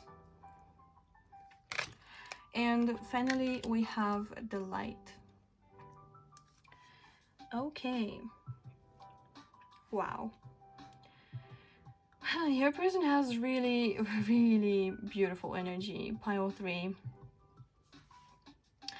So to start, I want to talk about the general feeling that I'm getting the general vibe that I'm getting from them is that of love, kindness, and forgiveness. I believe that this person is almost too pure for this world. I think they are really really loving, and I believe they understand now, or at the point where you guys will meet, they will understand what it means to actually love unconditionally, and not just when it comes to relationships, to direct and intimate relationships, but even with people who are not like a huge part of your life, even with strangers or people who have hurt them. I believe that this person has gone through some sort of experiences that, instead of making them bitter, have made them better. And in such under these circumstances, they have realized that there is no such thing as separation from the world. I think they do realize that they are an individual, a person of their own, but I believe that they define themselves in relation to the world. And so I believe that their heart chakra is widely open, and they love the world around them unconditionally. I think this person might have been hurt and taken advantage of. It's not necessarily gonna resonate for all of you, but for those for whom this resonates, this person has had to learn the tough way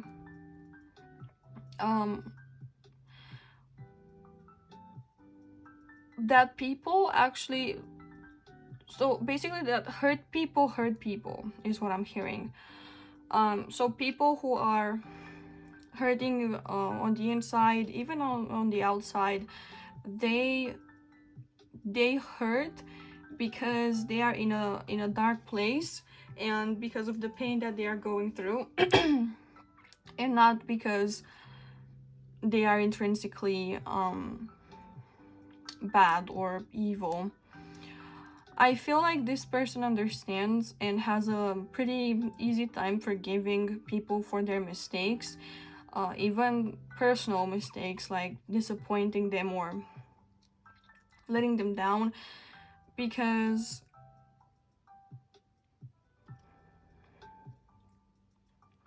they might, like I said, they might have gone through some situations that have opened their eyes about why the world reacts this way.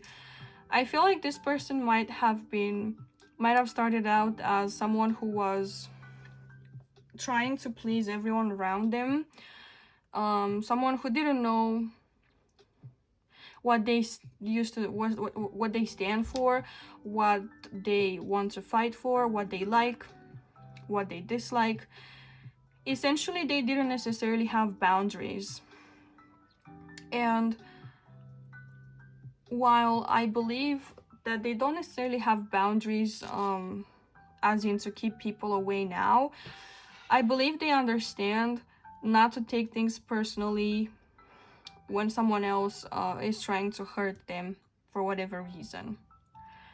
I don't think this person is keeping people at arm's length. I believe this person actually loves to be around people, and that they light up a room when they come in.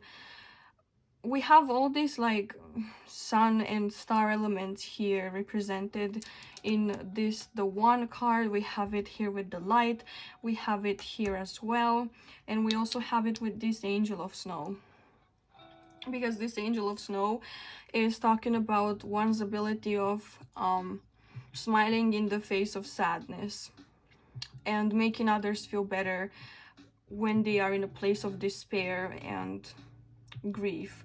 So this person might they, with their presence alone, they might be able to lift people's energies. They might be like a light worker of sorts with this light card here as well. I believe they are grateful for everything they have, and they are just simply grateful to be alive, and that gives them power and this freshness and this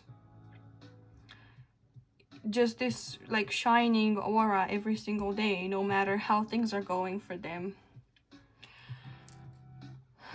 I also believe that this person is someone who is deeply rooted, and they have an understanding of who they are and where they belong, and this offers them this stability to act this way, to be themselves, to radiate their light into the world without fear of people dimming it down. This person, I believe they don't really have a problem being alone. I believe they have gone through this transformation mostly on their own, or the healing might have happened alone, because that's how healing usually happens.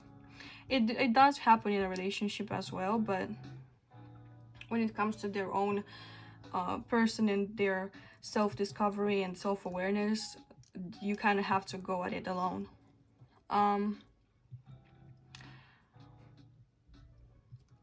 I believe that this person, no matter how difficult of a situation life might put them in, they will always rise above, and they will always manage to plant themselves even deeper into the ground and reassure themselves that everything will be okay. They even have like this healing quality about them that allows them to guide other people on in difficult scenarios and through tough times. And with this shaman card here, I believe that they might not necessarily have developed this power of showing others the light if it wasn't for the tough times they have been through. I believe that this person has made quite a few sacrifices in order to become who they really are today. And I believe that there's like a sense of responsibility and a sense of devotion to what they are doing. They might be like a spiritual leader or a healer. They could even be like a therapist or psychiatrist or something like that. Or they might help somehow help people who are going through like a dark night of the soul or just through traumatic times. And I feel like mostly they are helping people open up their hearts again. They are helping people who are crippled with fear, with anxiety, and they are there for also for people to learn to forgive and forget, to show kindness into the world, even though the world might be literally trying to attack you. Kill them with kindness, I guess, would describe this person really well. But this person, I feel like in a relationship, in in communion with you, with their specific loved one, they are really dedicated and loyal. I feel like family is really important to this person, and I believe that they are especially like good with kids. If you guys decide to have kids, this is a good omen here. And also, I feel like they have learned over time to be more accepting, to be kinder and more compassionate towards their family when their family was perhaps in the wrong, or giving them advice that was not authentic to them, for example, but realizing that their family had their greater good in mind. they have learned not to see that as an attack, as a personal attack, but rather as a helpful hand, even if it wasn't what was needed at the time for them. I also feel like this person has a lot of creative energy, and they might be a crafter of sorts. They might like making things with their hands, or yeah, just creating something, doing something with their hands. I feel like this person might not be able to sit still sometimes, and with all this energy, I would not necessarily be surprised. However, like, the by and large that I'm getting is that this person has finally found what they want to do, and now they have some boundaries, some strict boundaries with themselves, more so, sorry, about how they want to go about living their life. So for example, they know how much time they want to dedicate to life, to their life and their path in general, to what they came here to do. And they know how much time they want to dedicate to their relationships and how much they are willing to compromise to keep the people around them satisfied, and yeah, to make sure that they have all the resources they need. Okay, so now that that is out of the way, we are going to get into the tarot and see what your life is going to be like with this person once you guys are together. So let's see.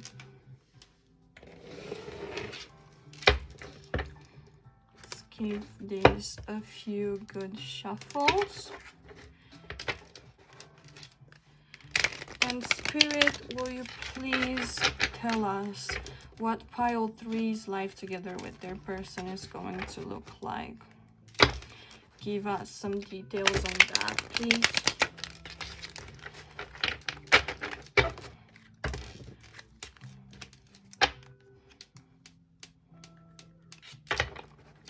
Let's see.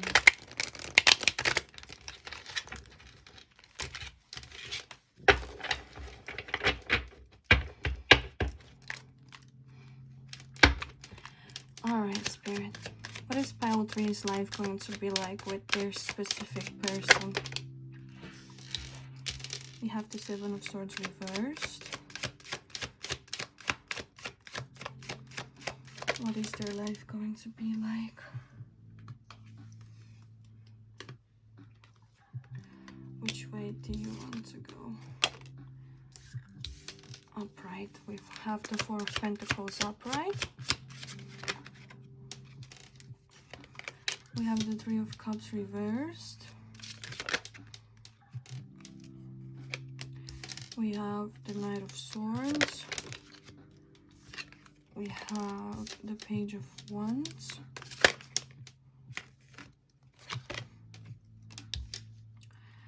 We have the 4 of Swords reversed, and this is the Ace of Cups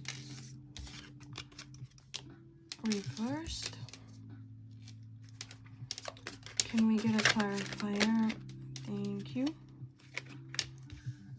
We have the Sun reversed.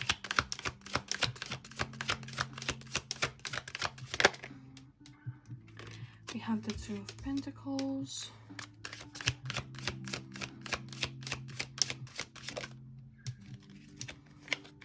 And we have the Hermit.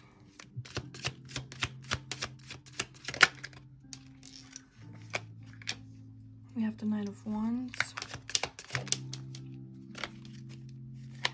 We have the Devil reversed. We have the 10 of Swords reversed. And finally, we have the 9 of Cups.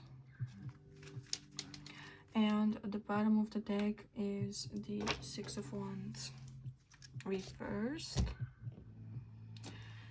All right. Pile 3. We have a lot to unpack here. It looks like you and this person will not necessarily have an easy ride. What I'm sensing is you guys might have been used to manipulation in the past, in your past relationships. You might have been used to people lying to you, cheating, just being toxic in general, perhaps even gaslighting you, you knowing that something is not right and them telling you that you're delusional.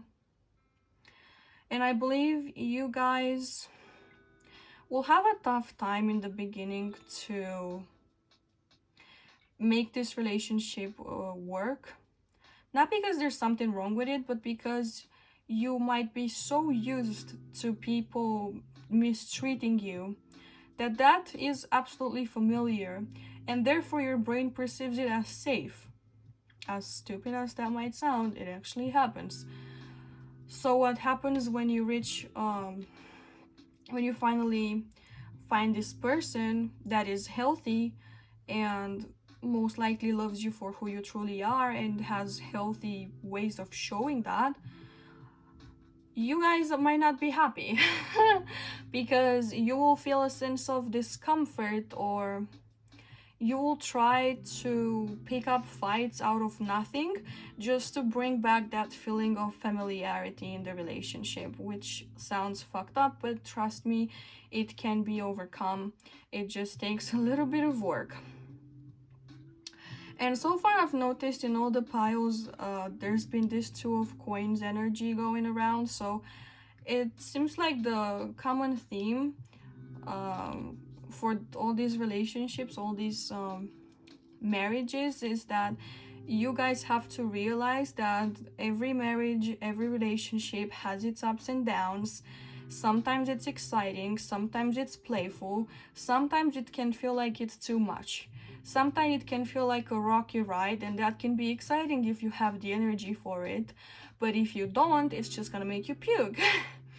And so I feel like the universe is saying, even in your case, expect some waves here and there, but ride the wave, go with the flow and ride the current. Don't go against it, because the more you try to go against the flow, the more exhausted you are going to feel in the end, and that is the only sure way that you will drown.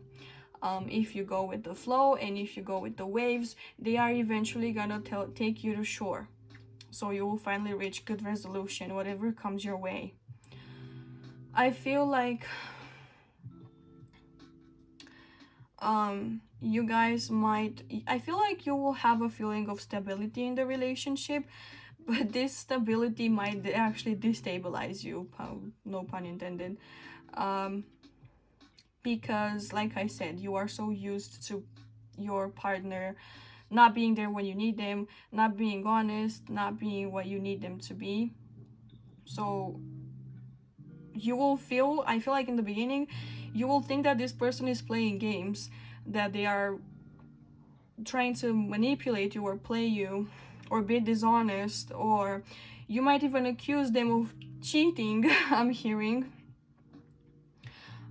you might accuse them of cheating or being disloyal. You might believe that there's like a love triangle when there's nothing going on, and you might have like a tendency of pushing this person away.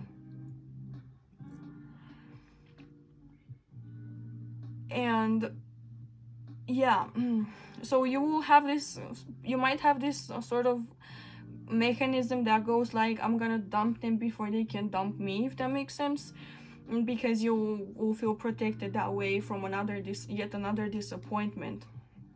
However, I don't think this person is going to leave, and while this might be a bumpy ride, Spirit saying buckle up, because this ain't going anywhere. I feel like you guys will have some anxiety and some nightmares with this person, but that is only because the trauma is coming back from your past, and you are finally realizing that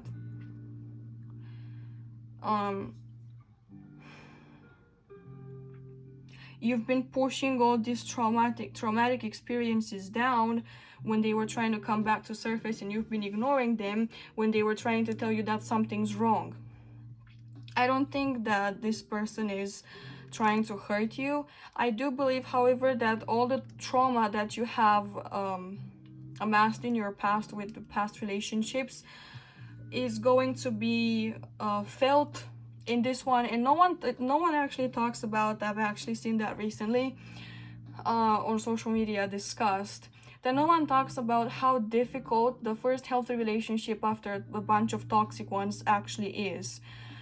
It is very, very hard, because it is very hard to get your body used to a person that is good for you when your body was used to being in constant fight or flight response.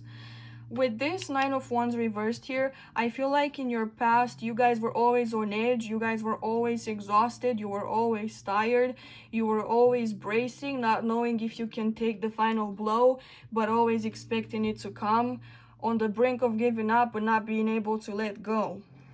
Okay? However, this person is gonna bring they bring good news. They bear good omens when it comes to how this relationship is going to evolve. They are saying that you are finally going to let go of the unhealthy obsessions. You are finally going to let go of the clinginess, of the anxiety, of the anxious attachment that you might have experienced in the past, and you will finally be released from all this trauma, from all this unhealthy bonding. It is telling me also that with this person, you will have to rest a lot,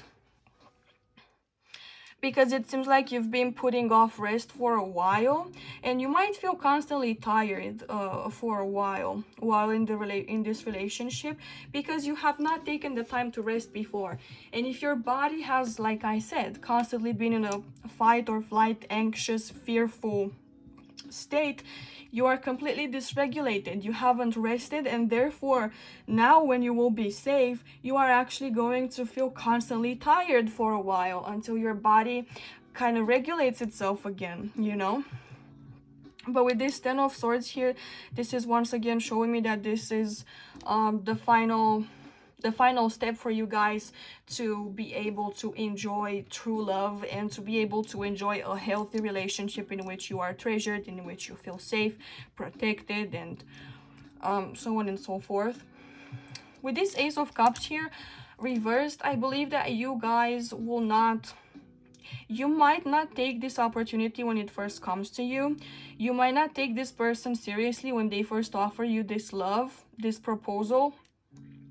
You might even say no when they first propose to you, or when they first ask you about a relationship. But what you don't know is that this person is truly your wish fulfillment, and that this is everything that you've ever asked for. And it might not seem like it in the beginning. It might not seem like you you're successful the first time you say yes to this person. Like, it might not seem like much of a catch to you, but little do you know, this person is actually exactly what you need. And we even have this King of Pentacles here, so the universe is saying this is someone stable. They will not necessarily sweep you off your feet like your past partners might have done, but this person is offering something stable, which is exactly what you need. Okay, so yeah, no more hesitation. You will change course with this Hanged Man reverse here. No more lying around, looking at options, trying to figure out if this is the right option for you. This is the path for you. You have to go to the nitty-gritty before you can have complete fulfillment, but that is okay, because we are taking a deep breath and we are letting go of the old and welcoming the new. Right now, we are going to take a look at your final oracles, which are going to tell us some more things about how this person is going to impact your life, how they're going to change you, of course, for the better. So let's take a look at those.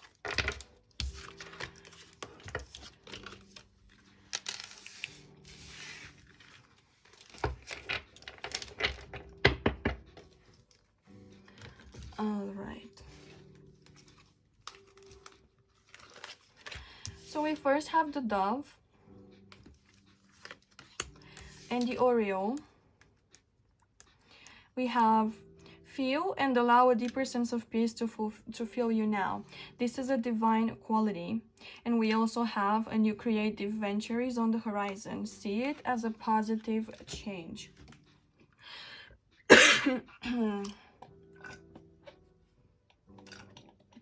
Ooh.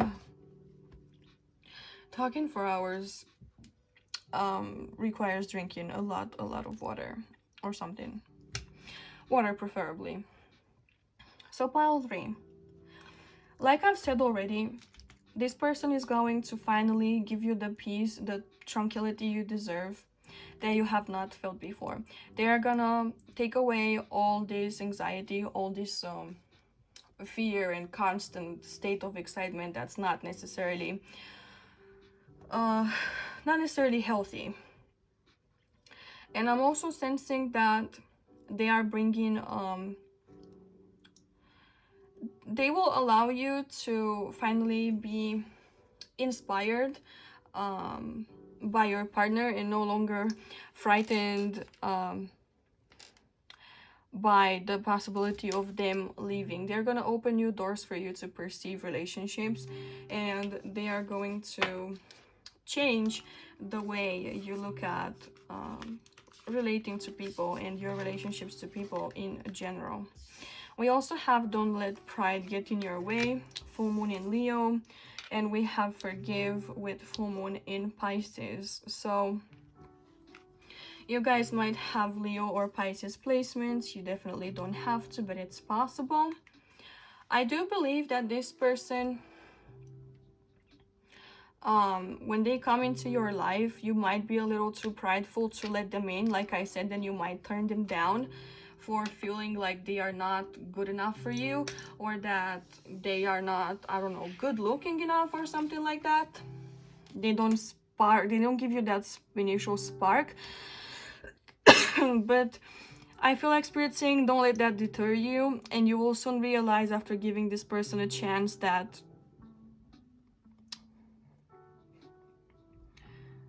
you definitely need to look beyond the surface, and not all that shines is gold. I'm also hearing.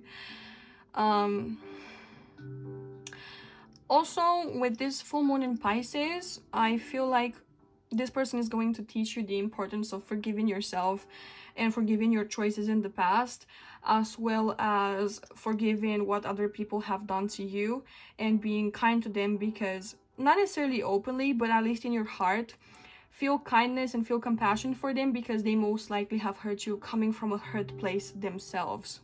Okay. Next, we have Whale and Orca Elders. Share your song, frequency of sound, diving deep. We have Yes, just say yes. And we have The Return, a new story, you decide, alignment, it's coming together. So first I want to talk about this Whale and Orca. I feel like this person is going to change you in a way that they are going to show you the importance of speaking freely and expressing what you need and what you require. They are going to help you find what exactly it is that you want in a partner and accept nothing less. I'm also sensing that you and this person might relate a lot through music. You might send like songs back and forth with relatable messages. And I believe that this person is going to take your ability to love to a whole other level when it comes to how how profound you can love someone, not just like on the surface. And I can't explain this with words because this is something you feel, it's not something you explain, but you will know what I'm talking about when you finally meet them. With this return card here, you are being given a chance, a new chance to love, and a new chance to find people who truly align with you. I believe that you will realize when you meet this person that it is time for you to pick something different. And as we saw the Hangman reversed peeking out of the deck earlier, I believe that this person is finally going to show you who you deserve to have in your life and who you deserve to accept as a part of your intimate circle of people, be that friends or even family, and of course your significant other. And finally, with this yes card here, just say yes, I think it is clear that the universe is saying this person is gonna finally make you say yes to them, and yes to the change, and yes to a life fulfilled and well lived, and to a new chance at love and actually receiving what you are so worthy of intrinsically. But pile 3, that is all I have for you guys. I really hope this resonated, and if it helped you in the least, I would really love it if you left me with a subscribe. Do like this video if it brought you any value, and if it did resonate with you, don't forget to leave me a comment to let me know what exactly clicked for you here. I am also offering personal readings if you are interested in booking one. It will be linked down below to my Etsy shop together with my oracle, the Ghost Oracle. But yeah, that is all I have for you. Thank you so much for joining me today, and I hope I will see you in my next reading. Bye! Hello there, my beautiful, lovely pile 4 ghosts, and welcome or welcome back to my channel. If you guys picked this pile together with this crystal, then this is going to be a reading on who will you marry. But as always, before we get into the tarot, we are going to take a look at some oracles to check the energy of your person, to learn some details about them, and if you are already married to this person, to see if this is actually the right pile for you.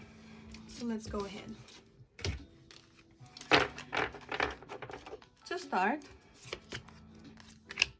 we have the Vision. We have 21 with Angels.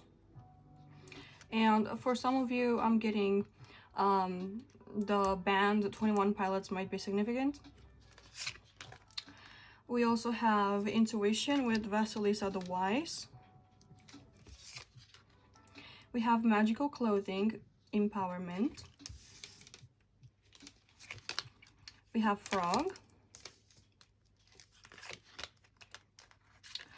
We have this guy, whose name I do not remember, but I will check the guidebook for you.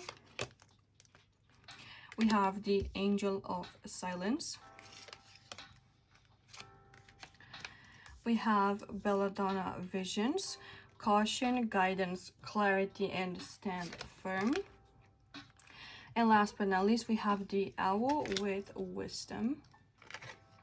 And last but not least, in all actuality, we have Memory. Okay. So pile 4. Well.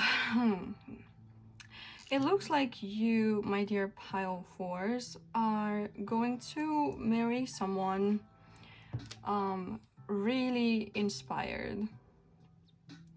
This person could be a fire sign or an air sign, and owls seem to be significant. Also white feathers as well, they could have some sort of meaning. They could be signs for you or for this person. This person definitely lives their life by a predetermined vision. I would say they might have been inspired by something in their childhood, and they rediscovered that passion or that inspiration and are now probably following it in their current career or life path in general. This person is someone dreamy, someone who loves to imagine the possibilities of what could be. And I'm also hearing that this person might be looking for signs and confirmation when it comes to whether or not they are on the right path. I think they have a strong connection with their angels, and their angels just love offering them the confirmation, the signs, and the synchronicities that they need. And once again, there's something here about feathers. So you guys might be guided towards each other by said angels, and white feathers in particular could be significant, or owl feathers, same thing. They could be signs for you to follow, or just owls in general that will lead you to this person. I believe that this person has some really sweet memories, like I said, from their early childhood or perhaps their teenage years, that are helping them. They're holding these memories really dear. So if you find yourself in the situation where they talk about their past, they talk about something that really inspired them, I would suggest you listen, because this is something really dear to their heart and you will feel it in the way they speak about it.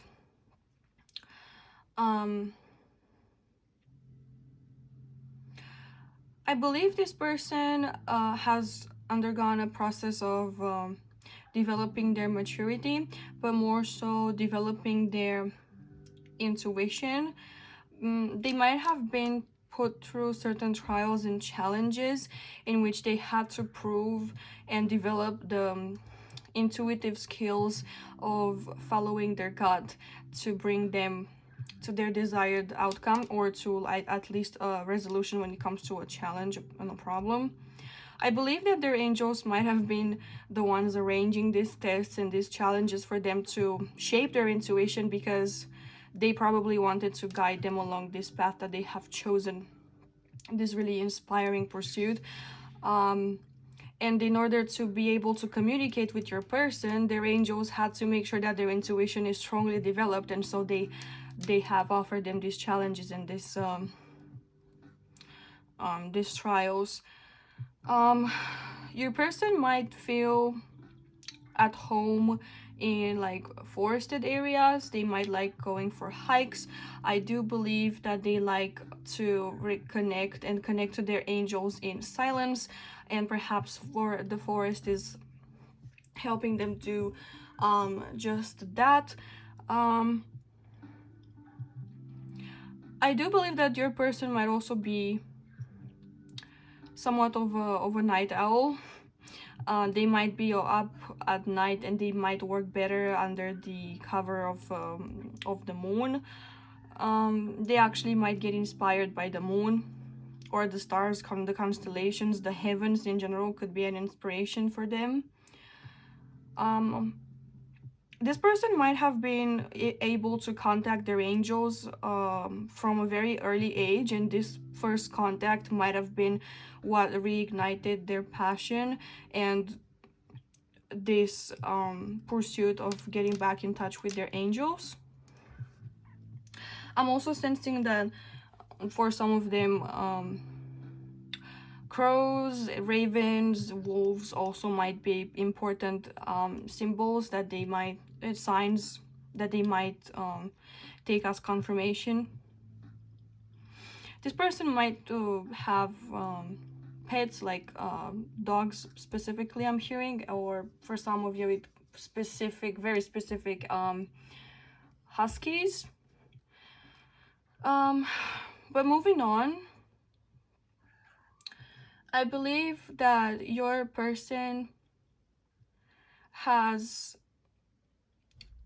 definitely developed wisdom, and I think they can read a room and they can read people really easily these days, but that wasn't without effort. And I think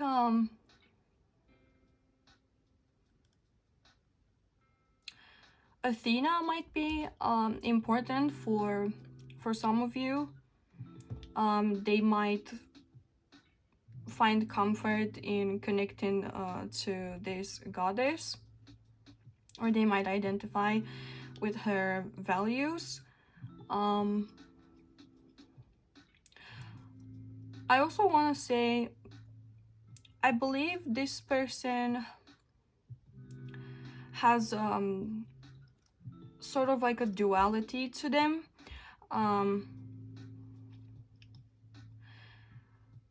And I feel like they might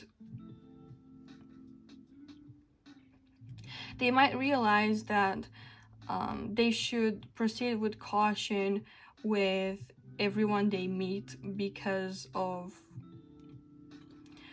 these challenges that they have encountered. So they might have like a harder time connecting with people.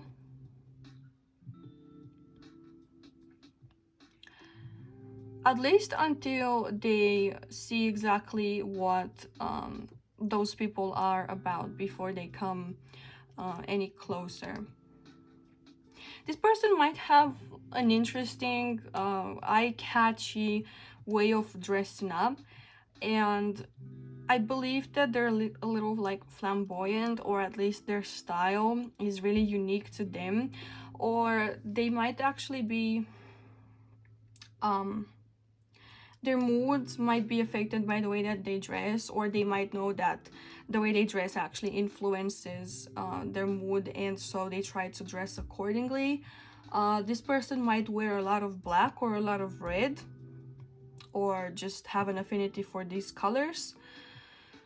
I do believe that this person likes like colorful stuff. It's just that black seems to be like a protection color for them. I'm also hearing this person has a black and white way of seeing things somehow. And they might be living in extremes sometimes. So you are either on their side or you don't exist at all. I'm also sensing that this person might have had a scarcity mindset, like everything that they have, everything that they want to earn has to be earned through pain and suffering. And I think that after their initial transformation, after taking a hard look at themselves and realizing that they were the only ones holding them back, I think they realized that abundance and prosperity are a lot more easily accessible than they thought, and now they have an easier time creating that. And I do believe that they still have to adjust to changing this black and white vision that they have, that they need to be thinking a little bit more out of the box. And I believe they are aware of this and they're trying to make a conscious change.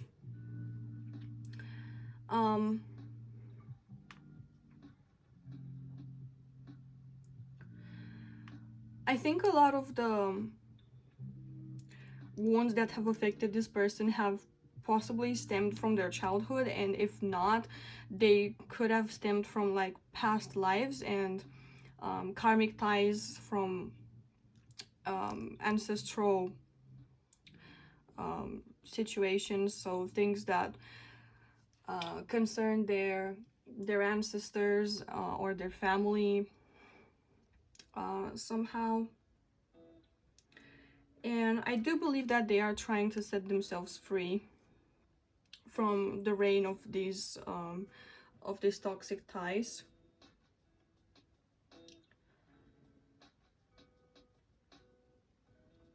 I actually want to take a look at this character here, and I want to read it for you from the guidebook. So this character is represented by the Divine Rogue, and I just want to say right off the bat, for this person, Deadpool might be significant. Also, for some of you, Loki, the Norse god Loki, might be significant as well.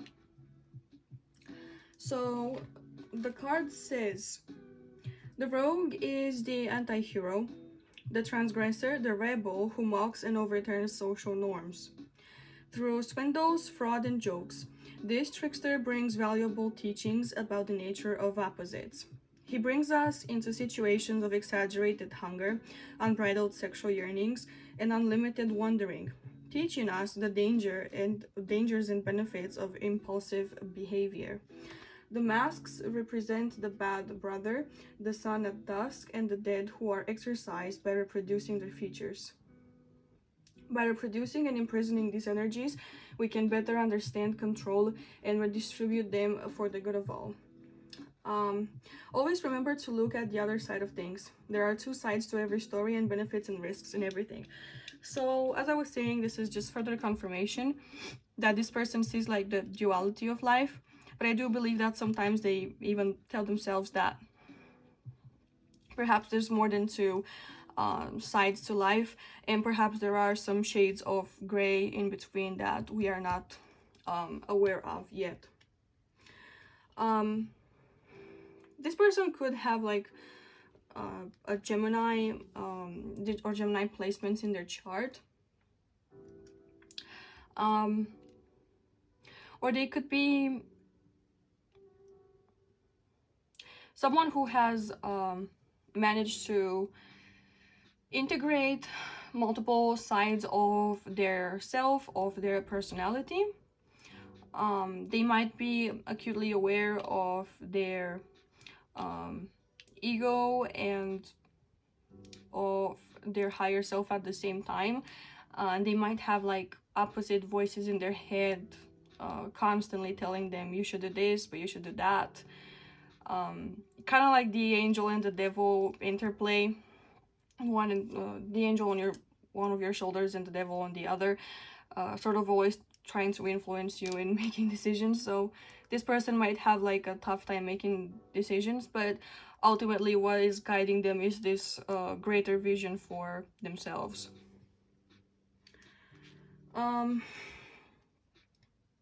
This person I'm hearing may be tricky to navigate. So if you when you guys meet, I believe that you should give this person some time, and actually you should give yourself some time to get used to their quirkiness, so to speak, because I believe that sometimes they might feel a little too intense, and other times they might feel completely detached, and this might throw you off pretty easily because you don't understand what's going on. But before long you will realize the waves of energies that they're going through and how to navigate these in order for the connection to work properly. What else, Spirit?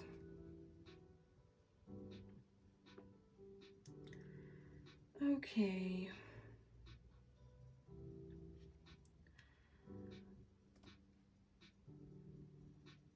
I believe this person also sees things as they are, so there's no playing with them when it comes to dissimulating. I believe this person is someone who you can't really lie to, or you can't really like pretend with, because I think they will be aware of the game and they will be one step ahead of you, and they're not interested in playing, so you'll be left alone at the table with your paws and dice, and yeah, you'll be the only one playing. But let's move on into the tarot and see what Spirit wants to tell us about how you guys are going to connect with this person when you're finally together, what your life is gonna look like. when you are finally together.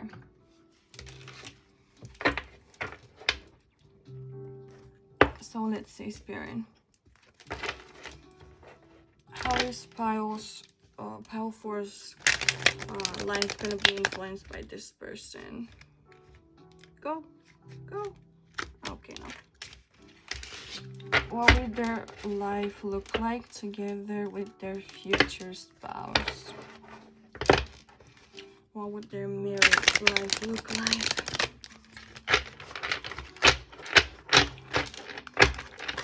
Give this one more good shuffle.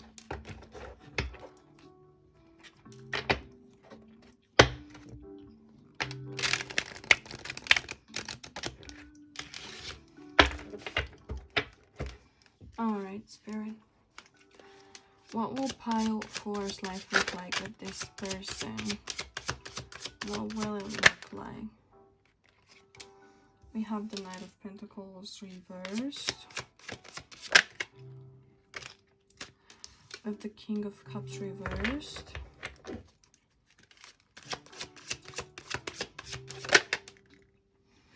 We have the Page of Cups reversed.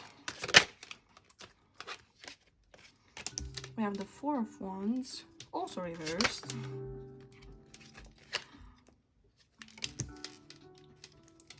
We have the Queen of Cups reversed.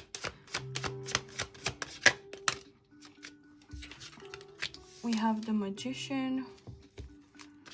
Can we clarify the... Actually, I want to pull one more before clarifiers. We have the Seven of Swords.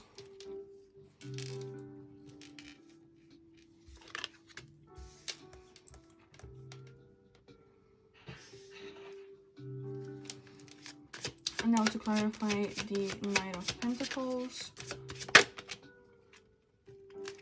We have the Seven of Pentacles reversed. Clarifying the Knight of Cups. And if I said King, my bad, it's the Knight of Cups. Can we get just one card, please, Spirit? Can you clarify? Thank you. I swear to God, in every reading, we got the Two of Pentacles. And in the last reading, it was in this exact same position. What is going on? What is going on? Okay. Clarifying the Page of Cups, we have the Five of Swords.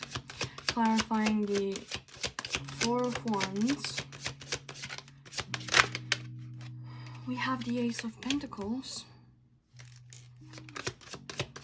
Clarifying the Queen of Cups. We have the Eight of Pentacles upright.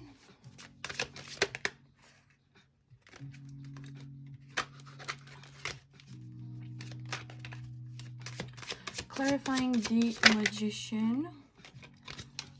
We have the King of Wands. And clarifying the Seven of Swords. We have the Knight of Wands. And the bottom of the deck card is the Ace of Wands, although I don't think that this will be visible. I'm just gonna set it to the side. Okay. Pile 4. What will your life look like with this person? Really interesting, to say the least. It looks like there is a sense of urgency here. There is a sense of, I don't want to wait. I don't want to wait. I want it now. Why is this going so slow? This is driving me crazy. You guys want things fast. You guys want things ASAP. And I believe that the universe is mocking you a little bit and saying, nah, things are gonna take their natural pace and you just gotta deal with it. But I believe that there is so much, there's so much passion here with you and this person, and so much creative power, so like an incredible amount of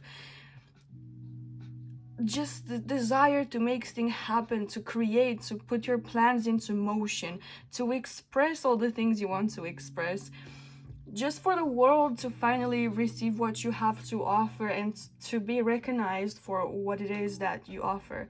There's a lot of fire sign energy here, so Leo could be significant, also Aries and Sagittarius, but mostly Leo I'm feeling. It's just like you just want the world to see you shine. And there's also a lot of like it could be a lot of passion between the two of you, like on the 18 plus side. You guys might be like really attracted to one another.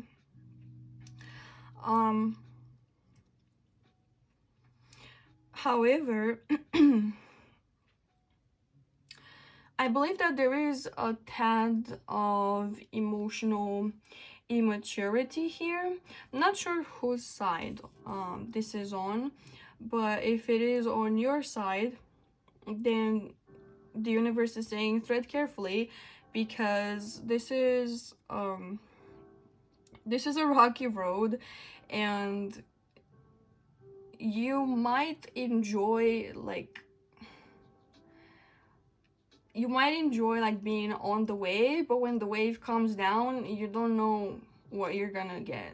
So I feel like, yeah, you're being warned, like, okay, a little bit of playful like banter and teasing and testing the waters is fine, but I guess Spirit's saying don't go overboard with it. With this Page of Cups here, I believe that if you guys do go overboard with trying to play emotional games with this person, then you are going to ultimately lose, and you're gonna realize that this was petty and it had no reason.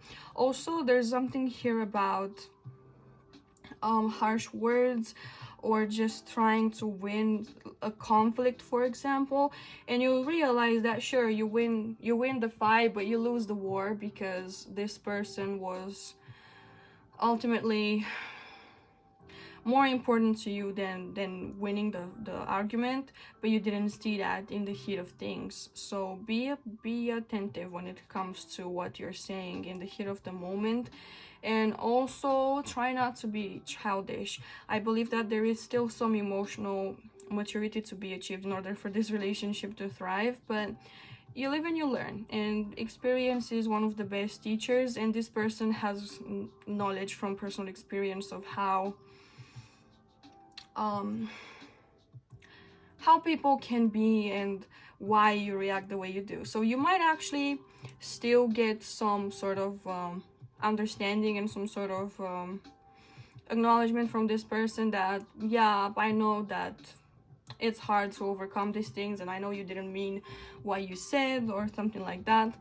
However, they will still ask you to grow out of it, which is fair enough, because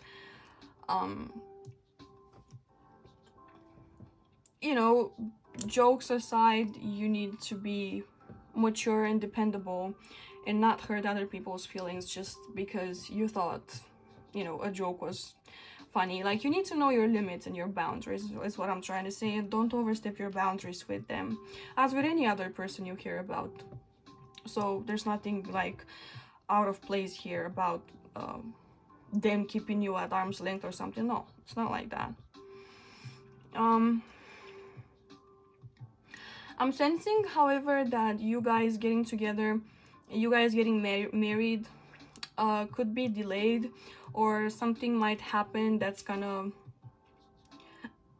prevent the marriage from happening on time, or like the dress is not or the suit is not the right size, or the cake is late.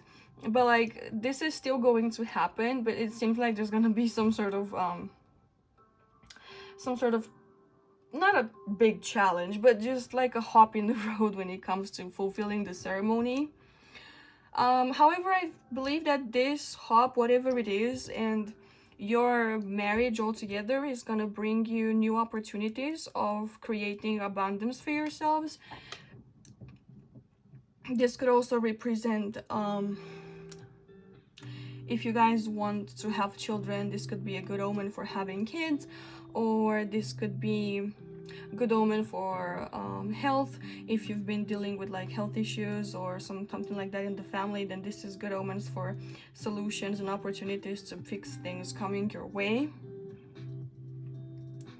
With this Queen of Cups reversed here, I do believe that the feminine side of this relationship, or not necessarily, but the person who was like emotionally immature will have some work to do on themselves, and this will take time. This will take time and dedication, and the other person will just have to stick it through and be patient and wait for that person to implement the changes necessary and adjust to the new way of being, the new values that they are taking on. I believe that this person might be currently playing some sort of like manipulation games, or playing the victim, or trying to gaslight, or trying to assign blame, for example, instead of actually taking a look at the problem. If there's an argument, you guys should be looking at the problem and how to solve it, and not try to assign blame to one another. So this person will have to work through this, of course, with the help of their partner, whoever that is. If it's you, if it's them, doesn't matter. With the Magician here, like I said, it feels like you guys are trying to manifest a lot of creative opportunities and a lot of passion, and I believe you guys will be really driven, and will always have energy to do stuff. You actually might be quite impulsive, or they might be quite impulsive when it comes to, for example, waking up one day and be like, I'm gonna start a business today, or we're going to Canada today because I want to go to Canada like right now, and it's just gonna happen really, really fast. But this person really loves shining, and they enjoy staying in their creative, confident energy. I feel like they're really centered, very humorous, and very very charming, a presence that turns heads, and someone that simply mesmerizes you at first sight. Like I said, even the way they dress is out of this world. It looks fantastic, it looks stunning. But next, I want to talk about this Seven of Swords here, because this Seven of Swords is kind of telling me about one of you thinking that they're not gonna get caught with something, and we don't know what that something is yet, but whatever it is, it's gonna, I believe it's gonna be, it's not gonna stay hidden for long. And I'm gonna ask for some clarifiers here to see exactly what this is talking about. What is gonna come to light? What is this Seven of Swords about? Okay, I have a jumper.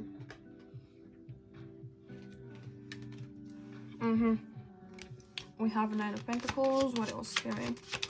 Can you give us one more? Can you give us one more, please? Okay. We have Death.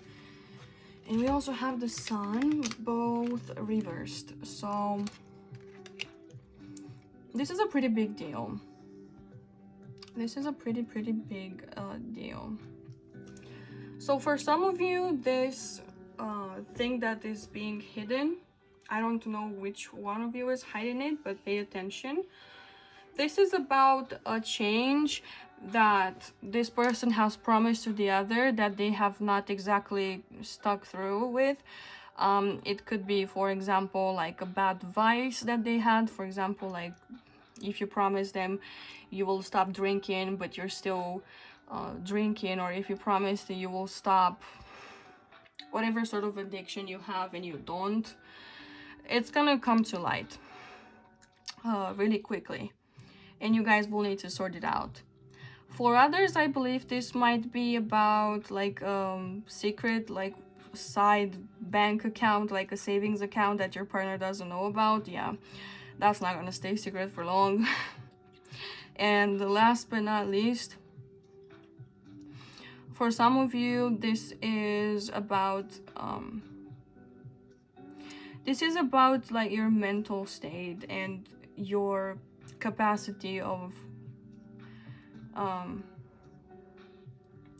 coping with life, and how well you cope with the darkest moments, darker moments of life. So what I mean by that, so one of you might be hiding the fact that they are on the brink of a depressive episode, or trying to hide that they actually are feeling like a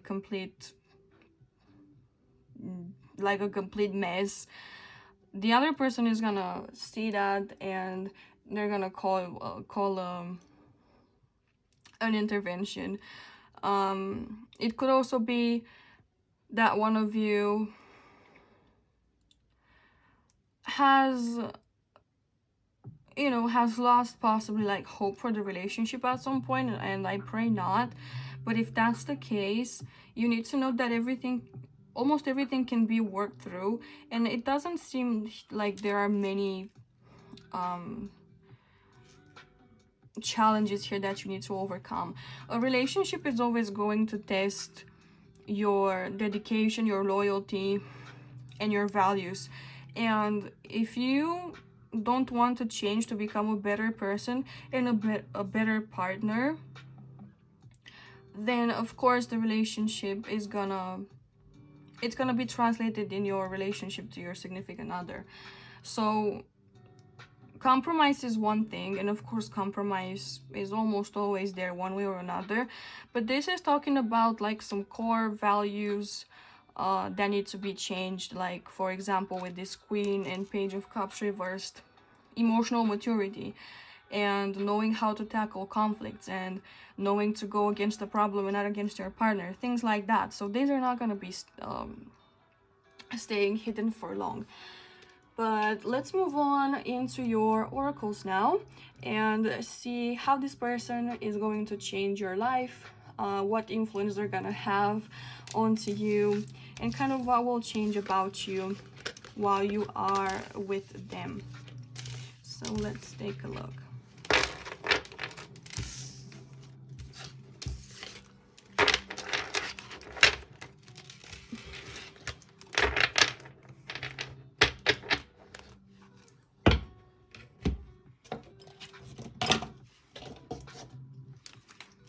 So to start, we have Goose.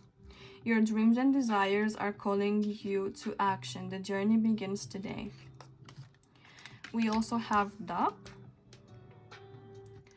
Find comfort and balance in simple ways. You have support all around you.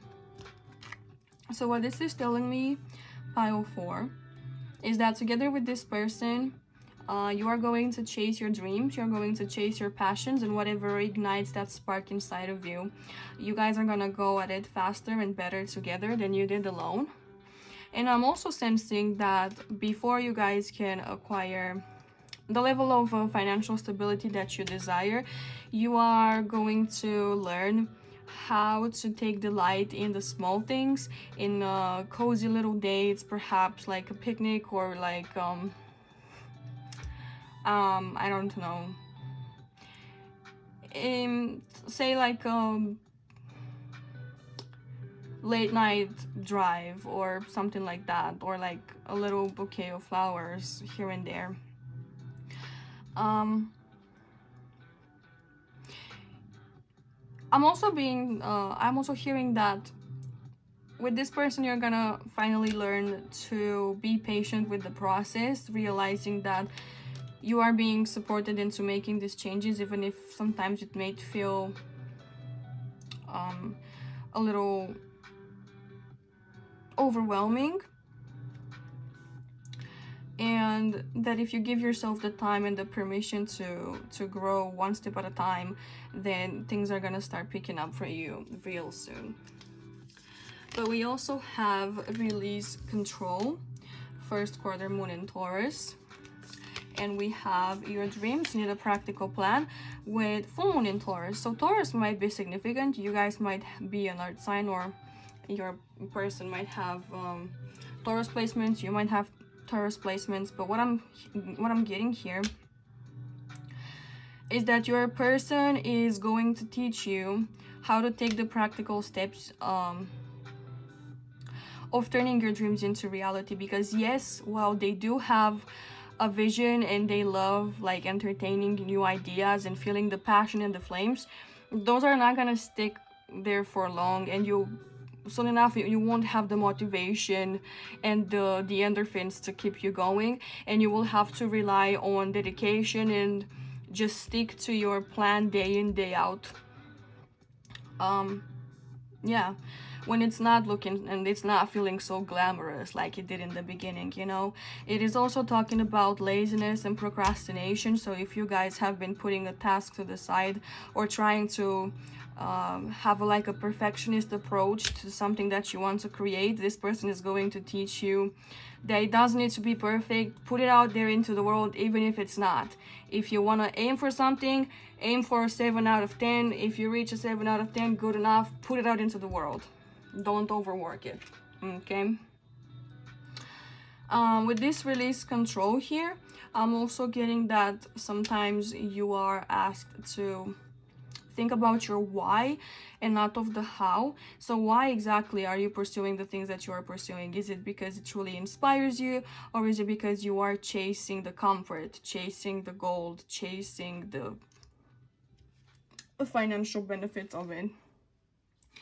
So find your big why, and when that why speaks to you clearly and it doesn't have anything to do with money, then you have your answer there, and you're asked to release control of the how. How it's gonna happen and how it's gonna be implemented is gonna come to you after you define exactly why you want to do the things you want to do. But next we have Child of the Cosmos, the intelligence of the universe lies within you. We have Unbound, releasing soul patterns, contracts, and past lives. And we have the Bloom, creations realized, right time, harvest, celebrate. So what this is telling me, pile 4, is that this person is going to teach you that you have all the answers you need inside of you already, and they are going to reveal to you how important this connection to the divine is and how much it can help you in fulfilling your destiny and your desires. Together with this Unbound card here, I'm also sensing that this person will teach you what they did and how they managed to cut themselves off from the toxic patterns of the past, and also from the toxic stories that they kept repeating, telling themselves, that were keeping them stuck. So for example, you might be constantly telling yourself that I can't achieve my dreams because I have ADHD, or I can't achieve this because I don't have enough money, and I've never had enough money, and I'll never have enough money, because you came from like financially unstable household or something like that, where your parents used to tell you that money doesn't grow on trees and blah blah blah. So basically, this person is going to teach you how to stop telling yourself those stories and to finally take control in your hands about who you want to be and create the vision that you have for yourself. With the Bloom here, finally, I'm seeing that you are finally going to realize and materialize your dreams together with this person, which is amazing. I believe that you will have a beautiful, plentiful harvest when it comes to finally receiving the results of your hard work. And even if in the beginning things are not gonna necessarily be as easy, the passion and determination to keep going. We'll get you really, really far together. Okay, so pile 4, that is all I have for you guys today. If this reading was helpful to you, I would really appreciate if you could subscribe to the channel. That is the best way to support me. Also, liking this video if it resonated with you would be amazing, and do leave me a comment down below telling me if you have already met this person or if it resonated on any level with you.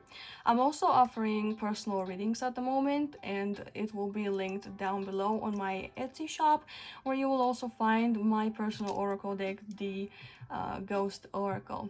Once again, thank you so much for joining me today, and I hope I will see you in the next video. Bye!